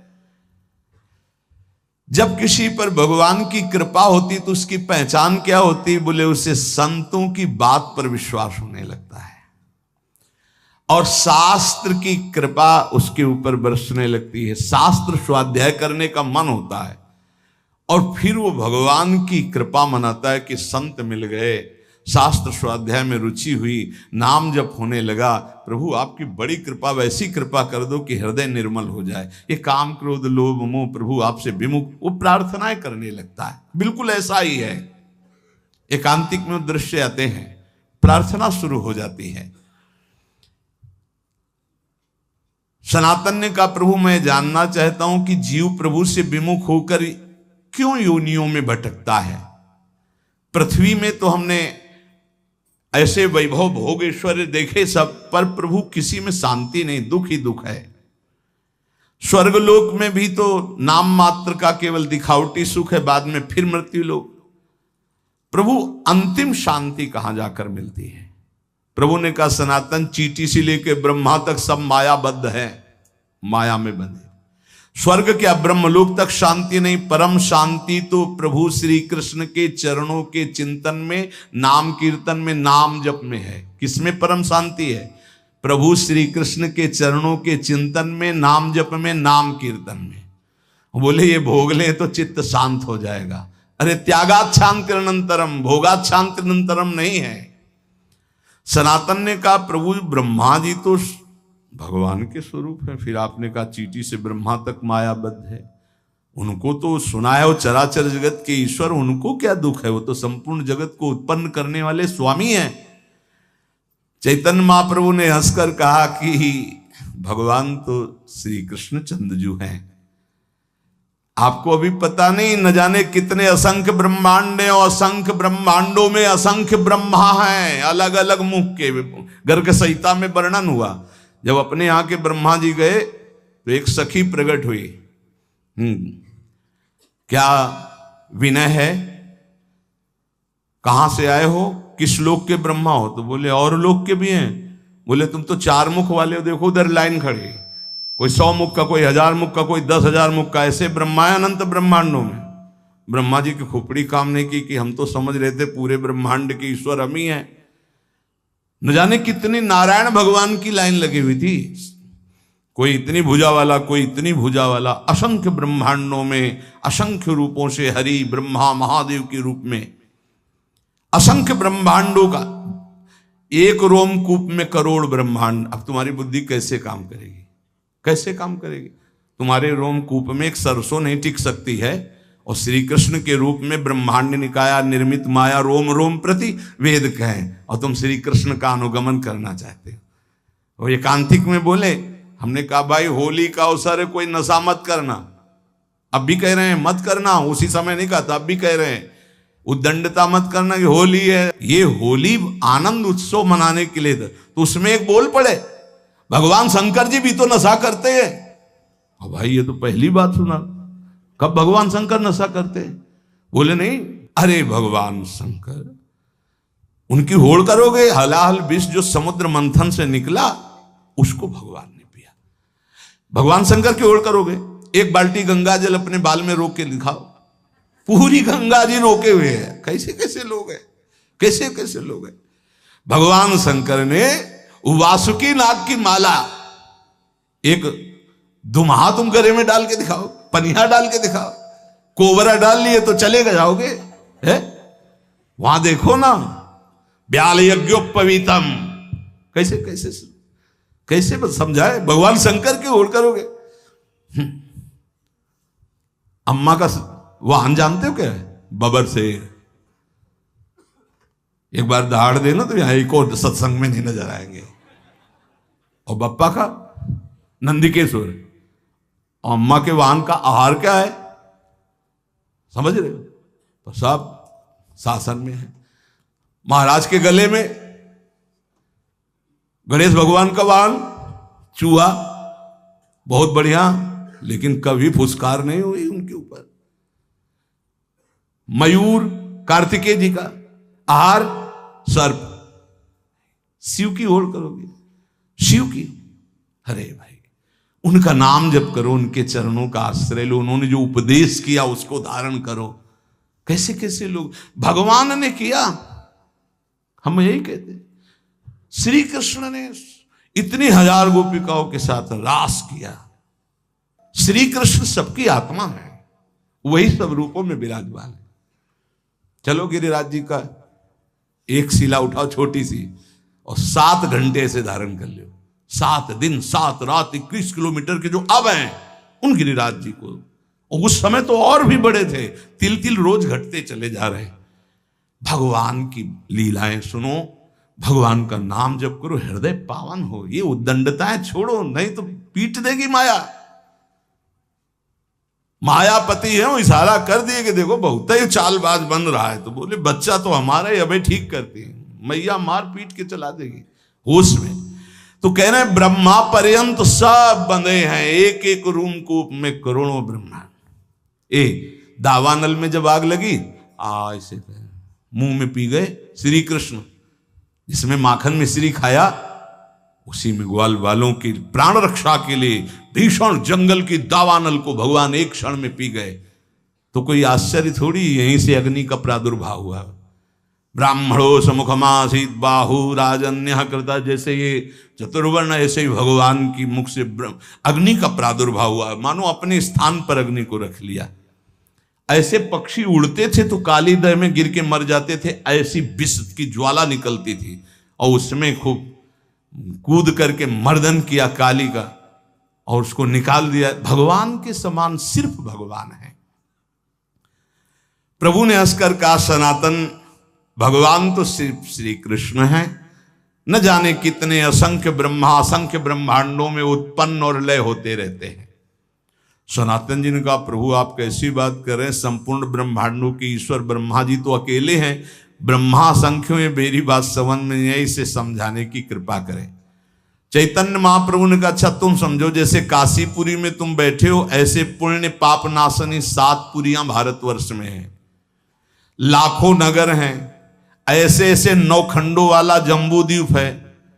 उन खंडों में जैसे भारतवर्ष, किन्नर वर्ष, हरिवर्ष, कुरुवर्ष, हिरण्यमय वर्ष, रम्यक वर्ष, इलावर्त, भद्रासु वर्ष, केतुमाल, ये 9 खंड है। इस खंडों वाले द्वीप को जम्बू द्वीप कहते हैं। जम्बू द्वीप से दुगुना प्लक्ष द्वीप है, प्लक्ष द्वीप से दुगुना सालमली द्वीप है, उससे दुगुना कुश द्वीप है, उस कुश द्वीप से दुगुना क्रौंच द्वीप है, क्रौंच द्वीप से दुगुना साक द्वीप है, साक द्वीप से दुगुना पुष्कर द्वीप है। इस पृथ्वी पर 7 द्वीप 7 समुद्र हैं। कलयुग वाले पुरुष पूरे जम्बू द्वीप को ही देखने की सामर्थ्य नहीं रखते, फिर क्षीर समुद्र आदि, दधि समुद्र, घृत समुद्र, इनके समुद्र हैं। दूध के समुद्र, घी के समुद्र, दधी के समुद्र, मधु के समुद्र, तुम्हारी पहुंच नहीं है। अरे कहीं कहीं तो पानी नसीब नहीं हो रहा है। जैसे तुम यहां पेट्रोल खरीदते हो, वहां पानी खरीदा जाता है, वहां कुएं से पेट्रोल। कैसा, अगर किसी को बताया जाए कि पानी की जगह तेल निकलता है, केरोसिन, पेट्रोल, डीजल, ये सब जमीन से ही तो निकलता है, तो अब आप पढ़े लिखे हो तो विश्वास मान सकते हो ना। नहीं, गांव में बताया जाए कि जैसे पानी वैसे, बोले ऐसे कैसे हो सकता है। एक समय बुजुर्ग लोग बैठ के बातें करते थे कि देखना आगे समय आएगा पानी बिकेगा, तो उनकी हंसी उड़ाई जाती थी कि पानी बिकेगा, बवाल। एक द्वीप के बाद एक द्वीप, उसमें समुद्र, तो जो क्षीर समुद्र, दधी समुद्र, घृत समुद्र, मधु समुद्र, यहाँ होते तो बढ़िया होता। नजदीक में घी के समुद्र में बाल्टी भर ली, पूड़ी बना ली आराम से। कोई ऐसे समुद्र हैं, एक एक द्वीप के बाद एक एक समुद्र। फिर जम्बू द्वीप सबसे छोटा है, पृथ्वी पर 7 द्वीप है, इसे सप्तद्वीपवती कहते हैं। और इससे आधे में सृष्टि ही नहीं है, आधे में है ये सृष्टि जो वर्णन की गई, आधे में है ही नहीं, घोर अंधकार। जब भगवान अर्जुन जी को ब्राह्मण के पुत्रों की खोज में तो जल राशि को पार करके अंधकार, सुदर्शन चक्र उसके तेज में और फिर जब गए तो महातेजों में भूमा पुरुष का दर्शन हुआ ना, कैसे पार पाओगे। इसके बाद सबसे छोटा लोक है मृत्यु लोक, जितना वर्णन किया गया। इसी मृत्यु लोक में जहां पहुंच नहीं है, 4 लाख योजन का एक पर्वत है जो सोने का है, बहुत छोटा लोक है पृथ्वी। इससे बड़ा लोक है ऊपर भुआ, भुवरलोक, स्वर्गलोक, महारलोक, जनलोक, तपलोक, ब्रह्मलोक। इसके नीचे लोक है तल लोक, अतल लोक, वितल लोक, सुतल लोक, तलातल, पाताल, रसातल। ये 7 नीचे 7 ऊपर मृत्यु लोक के। इन प्रत्येक लोकों में छोटे छोटे लोक हैं। जैसे इस मृत्यु लोक में जम्बू द्वीप और अन्य द्वीपों की, और ये सप्त द्वीपमयी पृथ्वी में जितने में वास है दैवी संपदा के सिद्ध लोग, जहां कहीं कहीं जा सकते हैं। अब देखो हिमालय में है कुछ सीमा, उसके आगे आप नहीं जा सकते। ऐसी आधी भूमि पड़ी हुई है जो घोर अंधकारमयी है, और पूरे इस भूमंडल में अमेरिका और कितना सब ऐसे नहीं, ऐसे एक लोक है स्वर्ग, जो मृत्यु लोक से, पृथ्वी लोक से कई गुना बड़ा है। उसमें कई विभाग हैं, गंधर्व लोक, अप्सरा लोक, ये लोक, वो लोक। स्वर्ग में असंख्य ऐसे लोक हैं। जैसे अपने गणना लगावे तो बोले अमुक देश, अमुक देश, अमुक देश, ऐसे लोक हैं स्वर्ग लोक में। ये जो रात्रि में तुम्हें तारे दिखाई दे रहे हैं, ये सब लोक का प्रकाश है। लोक हैं, बहुत बड़े बड़े ये तारे हैं, बस यहां से छोटे छोटे दिखाई देते हैं। ऐसे असंख्य तारे, वो असंख्य लोक स्वर्ग लोक में। अब इसके ऊपर जब बढ़े तो जनलोक, तपलोक, महारलोक, ये सब तो स्वर्गीय लोक में जैसे चंद्रलोक, सूर्यलोक, अग्निलोक, वायुलोक, ऐसे अलग अलग लोक बसे हुए हैं देवताओं। इतना विस्तार भगवान का है। ध्रुवलोक, असंख्य लोक, और सब अपने अपने प्रकाश से प्रकाशित। लाखों करोड़ों असंख्यों सूर्यों जैसा प्रकाश उन लोकों में हो रहा है, स्वाभाविक तेजोमय। उसे कहते स्वर्ग लोक। स्वर्ग के लोक के ऊपर जो है महारलोक, इसमें सब बड़े बड़े तपस्वी ब्रह्म महात्मा जो ब्रह्मानुभूति कर, कोई जनलोक में, कोई तपलोक में, कोई ब्रह्मलोक में, ऐसे नीचे के। और भी एक लोक तो बीच में है जिसका नाम नरक लोक है। ये नरक भी एक प्रकार का नहीं है, लाखों प्रकार के हैं। ऐसे 14 लोकों का तुम्हें वर्णन किया, इसे कहते हैं एक ब्रह्मांड। ऐसे भगवान के एक रूम कूप में करोड़ों ब्रह्मांड श्री कृष्ण की समानता करेंगे। श्री कृष्ण ने ऐसा किया। ब्रह्मलोक सबसे ऊपर ब्रह्मा जी विराजमान है। ऐसे हर ब्रह्मांड, सबसे छोटा ब्रह्मांड ये, इससे बड़े ब्रह्मांड, इससे बड़े ब्रह्मा। जब विराट रूप दिखाया ना श्री कृष्ण ने, तब कांप पड़े अर्जुन, जिनको कहते थे अरे यार सखा कृष्ण, ऐसे शब्द उच्चारण करते थे, हमारे दोस्त हैं श्री कृष्ण। और जब विराट रूप दिखा, तुमादि देवा पुरुषा पुराणा, तुमस्य विश्वस्य परम निधानम, वेतासि विद्यम परमं च धामो, त्वया ततम विश्वमनंत रूपम, वायुर्मोऽग्निर्वरुणः शशांका प्रजापतिस्त्वं प्रपितामहश्च, नमो नमस्तेस्तु शास्त्रकृतव्या पुनरश्च भूयोपि नमो नमस्ते। कांप रहे, कह रहे प्रभु आप कौन हैं? बोले मैं बड़ा हुआ काल हूं। थर थर कांप रहे, गांडीव धनुषधारी अर्जुन। प्रभु अपने रूप का स्मरण करो, मेरी सामर्थ्य नहीं मैं देख लूं। ये है श्री कृष्ण, जिनको ललित त्रिभंगी केवल बंसी वाला समझते हो ना, ये बंसी वाला ऐसा नहीं, ये काल का भी काल है। बहुत कृपा है जो ऐसा ठाकुर हमारा है। ये कोई छाती ऐसे नहीं गरजती, ये हमारे जीवन धन, हमारे प्राण धन। जहां काम न चलता था तीर और कमानों से, विजय नटवर की होती है वहां बंसी की तानों से। गजब की बांसुरी बजती थी वृंदावन बसैया की, करूं तारीफ मुरली की या मुरलीधर कन्हैया की। ये कन्हैया ऐसा नहीं है अगासुर बकासुर को एक घूंसे में। आप ऐसे स्वामी के सेवक हैं, विश्वास कीजिए। ये केवल माखन मिश्री खाने वाला नहीं है, नहीं, ये जहर को भी बहुत आराम से पी करके पचा लेता है। पूतना के स्तन में लगा हुआ काली दह का भी आग को ही पचा लेता है, स्वामियों का भी स्वामी है। जब ये समझ में आ जाएगा तुम किसके दास हो ना, तो कभी उदास नहीं होगे, छाती फूली घूमेगी, गर्भ में रहोगे। हम श्यामा श्याम के ऐसे खिलवाड़ मत समझो। अनंत ब्रह्मांडो जैसी हरिवंश करत अपनोजस प्रगट अखिल ब्रह्मांडन, यही है जो अखिल ब्रह्मांडों के स्वामी हैं। तो आप समझ पाए सनातन जी, सबसे छोटा लोक ब्रह्मांड ये, और इसके स्वामी ब्रह्मा जी। ऐसे अनंत ब्रह्मांड, अनंत ब्रह्मा। प्रभु अब हमारी समझ में आ रहा है, पर ये आपने कहा ब्रह्मा जी को भी डर लगता है, तो ब्रह्मा जी को किससे डर लगता है? तो बोले ब्रह्मा जी की भी अपनी 100 आयु है, अपने वर्ष की 100 वर्ष की है ब्रह्मा जी की आयु। प्रभु ब्रह्मा जी की अपनी आयु का मतलब क्या है? क्या हमारे वर्ष से ब्रह्मा जी के वर्ष में अंतर है? प्रभु ने कहा अच्छा तुम हिसाब लगाओ, बहुत समय का वर्णन। जो किसी प्रकार ना दिखे, जिसके किसी तरह भी विभाग ना हो, उसे अणु कहते हैं। जिसका विभाग न किया जा सके अणु कहते हैं। 2 परमाणुओं का एक अणु होता है, 3 अणुओं का एक त्रिश्रेणु होता है। त्रिश्रेणु झरोखे में जब सूर्य की किरणें आती है, जो छोटे छोटे उड़ते दिखाई देते हैं, उसे त्रिश्रेणु कहते हैं।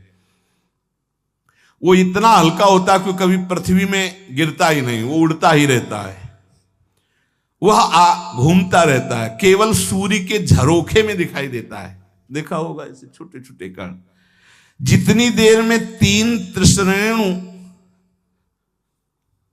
ऐसे, उसे त्रुटि कहते हैं। 1 2 3 जैसे त्रिश्रेणु हो, एक बिंदु एक बिंदु एक बिंदु, पहला वाला 2 को क्रॉस कर पावे, उसे त्रुटि समय को कहते हैं। ऐसी 300 त्रुटियों का एक बोध होता है, और 3 बोध का एक लव समय माना गया है, और 3 लव का एक निमेष, निमेष कहते पलक झपकने को। ये लव के 3 जोड़े जाए तब निमेष होता है। 3 निमेष का एक क्षण होता है, 5 क्षण की एक काष्ठा होती, 15 काष्ठा को एक लघु कहते हैं, और 15 लघुओं को एक घड़ी कहते हैं। 24 मिनट। 2 घड़ियों का एक मुहूर्त होता है। 6 या 7 दिन के घटने बढ़ने कारण 6 या 7 घड़ी होने पर मनुष्यों का एक प्रहर होता है। 4 प्रहर का दिन और 4 प्रहर की रात्रि होती, इसलिए 8 प्रहर की एक दिन रात्रि मानी गई है। ऐसे 7 दिन रात्रि का एक सप्ताह होता है, और 15 दिनों का एक पक्ष होता है। शुक्ल पक्ष और कृष्ण भेद से पक्ष 2 हैं, शुक्ल पक्ष और कृष्ण पक्ष। 2 पक्ष का एक महीना होता है, और 2 महीने की एक ऋतु होती है, और 3 ऋतुओं का एक अयन होता है। 2 3 6 महीने का उत्तरायण और दक्षिणायन भेद से है, इसलिए 2 अयनों का मनुष्य का 1 साल होता है। इतनी गणना 1 साल। उत्तरायण देवताओं का एक दिन होता है, दक्षिणायन देवताओं की एक रात्रि होती है। हमारे 6 महीना गए, उनकी एक दिन एक रात्रि, हमारे 6 महीना और 6, तो 1 साल गया। एक दिन रात्रि में हमारे 1 साल गए, उत्तरायण और दक्षिणायन। और जिसे हम वर्ष कहते हैं, देवताओं का 1 दिन होता है। देवताओं के 24 घंटे, हमारे 1 साल। देवताओं के 360 दिन का एक देव वर्ष होता है। देवताओं के 360 दिनों का एक देव वर्ष होता है, जिसे दिव्य कहते हैं। देवताओं के वर्षों से 4000 वर्ष का सतयुग होता है। देवताओं के वर्षों से 3000 वर्ष का त्रेता होता है, 2000 वर्ष का द्वापर, 1000 वर्ष का कलयुग। देवताओं के हिसाब से देवताओं का 1 दिन रात 24 घंटे, और हमारे 1 साल दक्षिणायन उत्तरायण मिला के, तो 1000 वर्ष कलयुग का। तो जब हमारे वर्षों में गणना की गई तो 4,32,000 वर्ष आए कलयुग के हमारे वर्षों में। ऐसे ये एक युग बीतने के पश्चात दूसरा युग तुरंत नहीं लगता, उसकी संधि को संध्यांश कहते हैं, वो भी समय होता है उसमें। जैसे सतयुग का 800 वर्ष का संध्यांश होगा, सतयुग फिर 800 वर्ष कोई युग नहीं संध्यांश, फिर त्रेता युग लगेगा, त्रेता में 600 वर्ष का संध्यांश, द्वापर में 400 वर्ष का, कलयुग का 200 वर्ष का संध्यांश। चारों युगों को मिलाकर के एक चौकड़ी कहते हैं। देवताओं के 12,000 वर्ष की एक चौकड़ी होती, मनुष्य के 33,20,000 वर्ष, 33,20,000 वर्ष की एक चौकड़ी होती है। ऐसी चौकड़ी जब 71 बार बीत जाती तो मनु बदलते हैं। एक मनवंतर में इंद्र, मनु, सप्तऋषि ये बदल जाते हैं। क्या मतलब है, क्या समझो ये सृष्टि का। ऐसे 14 मनवंतर बीत जाते हैं तब ब्रह्मा जी का एक दिन होता है। 14 बार मनु बदलते हैं, देवराज, इंद्र, मनु, सप्तऋषि एक दिन में ब्रह्मा जी के 14 बार। 33,20,000 वर्ष की एक चौकड़ी, ऐसी 71 चौकड़ी जब बीतती है तब एक मनवंतर होता है। एक मनवंतर में एक मनु, सप्तऋषि, इंद्र ये बदल जाते हैं। ऐसे 14 मनवंतर व्यतीत होने पर ब्रह्मा जी का एक दिन होता, 14 मनवंतर की एक रात्रि होती। एक मनवंतर 33,20,000 वर्ष की एक चौकड़ी, ऐसी 71, तब जाकर के एक मनवंतर व्यतीत। मतलब होगा क्या, मच्छर की तरह है अपने ब्रह्मा जी के सामने। उनमें एक दिन में 14 इंद्र, 14 मनु, 14 सप्तऋषि बदलते हैं ब्रह्मा जी के। वो दिन में काम करते हैं, उसे कल्प कहते हैं, और रात्रि में सोते हैं, उसमें सृष्टि का संहार होता है। इसे प्रलय करते हैं, महाप्रलय नहीं। रात्रि में सब सृष्टि का संहार करके सो जाते हैं, दिन फिर हुआ, फिर काम में लग गए, फिर सृष्टि नहीं रची गई, फिर शाम के विनाश कर दिया। ये लीला ब्रह्मा जी की एक दिन में। तो एक दिन का मतलब समझ दो कितना, 71 चौकड़ी के बाद एक मनवंतर, एक मनवंतर में इंद्र, मनु, सप्तऋषि बदल जाते हैं। ऐसे 14 मनु, 14 इंद्र रोज बदलते हैं। ये दिन की लीला, और रात्रि में सब समाप्त करके सो गए। ऐसे ब्रह्मा जी के 100 वर्ष, 100 वर्ष, ये एक दिन का खेल है। ऐसे 100 वर्ष। जिस प्रकार दुकानदार दिन में दुकान फैलाता और रात्रि में समेट लेता, ऐसे रोज ब्रह्मा जी सृष्टि रचते हैं और रोज रात्रि के समेट लेते हैं। 360 दिन का ब्रह्मा जी का एक वर्ष होता है, 360 दिन। ऐसे वर्ष में ब्रह्मा की आयु 100 वर्ष की है। कब ये जाएंगे ब्रह्मा जी, बहुत लंबा इनका। पर ये भी हर समय डरते रहते हैं, महाप्रलय के समय इनका भी लय हो जाएगा। ब्रह्मा जी भी महाप्रलय में, ब्रह्मा जी भी भगवान के शरीर में लीन हो जाते हैं, केवल भगवान विराजमान है। इसीलिए कहते पहले ही चलो भगवान के धाम।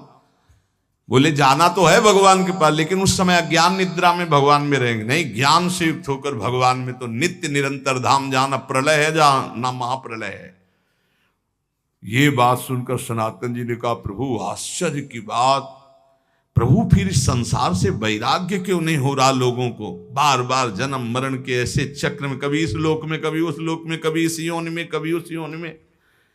प्रभु अगर हिसाब लगाते तो हमारी 100 वर्ष की आई तो ब्रह्मा जी के एक लव के बराबर भी नहीं है, करोड़वें अंश के बराबर नहीं। और हम लोग कितना गर्व करते हैं, 60-70 वर्ष जिएंगे। है क्या 60-70 वर्ष? जैसे हमारे सामने मच्छर हुआ मर गया, ऐसे ब्रह्मा जी के सामने मच्छर से भी कम आयु हमारी है। प्रभु ने कहा, हां सनातन, इसी बात को समझ करके वैराग्यवान हो जाता है, जिसको ये ज्ञान हो जाता है। प्रभु ने कहा, सनातन, ये प्राणी जब समझता नहीं है तो क्षुद्र भोगों को पाकर 10-5 लाख करोड़ बहुत बड़े धनी। अब सोचो, पूरी बाजार अनंत ब्रह्मांडों की, भगवान की, जिन्होंने ऐसे भगवान को प्राप्त कर लिया, वो धनी की वो धनी, मायाकृत। जिस समय सच्चा भजन करोगे तब सच्चा ज्ञान होगा। ये क्यों में उसे समझ में आने वाला नहीं। बहुत बड़े मायाधीश प्रभु हैं। प्रभु कैसे कोई समझ सकता है? तो कहा हाँ सनातन, कुएं का मेढक समुद्र का अनुमान नहीं लगा सकता। ये भोगों में फंसे हुए लोग भगवान की महिमा को क्या जाने। अरे वैसी माया कि कहते हैं भगवान को मानते ही नहीं। भगवान बचावे ऐसे नास्तिक पुरुषों का संग ना हो, नहीं छोटी मोटी जिनकी भक्ति है उनको भी भ्रम हो जाएगा। देखो, जिसे तुम अपना एक दिन कहते हो उसी में लाखों जीव जन्मते और मर जाते हैं। ऐसे ही हम ब्रह्मा जी के एक दिन में कितने करोड़ों बार जन्म लेते हैं, करोड़ों बार मर जाते हैं। देखो, ये ऐसा भगवत रस है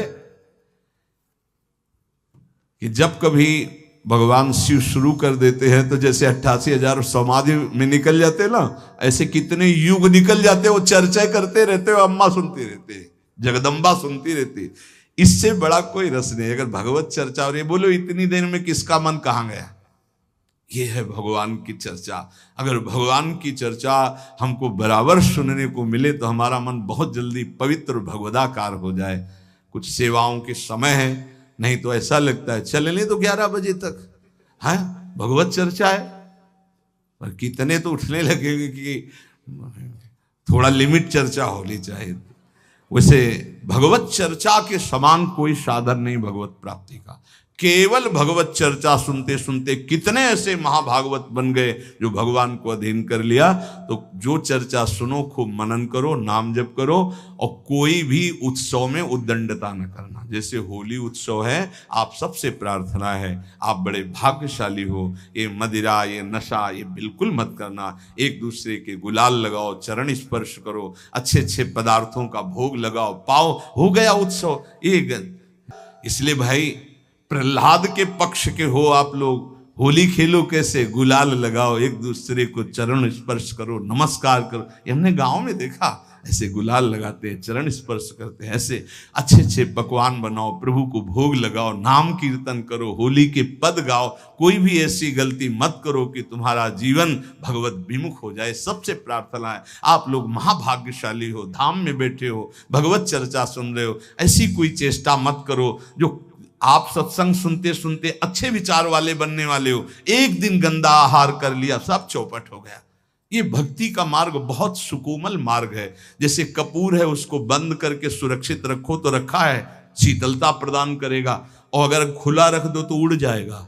अगर तुम अपनी इंद्रियों को खुला कर दोगे, एक गलती कर दोगे तो भक्ति उड़ जाएगी, श्रद्धा उड़ जाएगी। इसलिए सबसे प्रार्थना, अच्छे आचरण, अच्छा भोजन, अच्छा विचार, अच्छा व्यवहार, खूब नाम जप, तो इस माया प्रपंच से मुक्त होकर भगवान के निज धाम में चले। जो इतने महिमाशाली भगवान, वो हमारे प्राणनाथ हैं, वो हमारे जीवन धन हैं, वो हमको बुला रहे हैं, तभी हमें ये संग प्राप्त हुआ है। शेष चर्चा आगे। श्री राधा वल्लभ लाल की।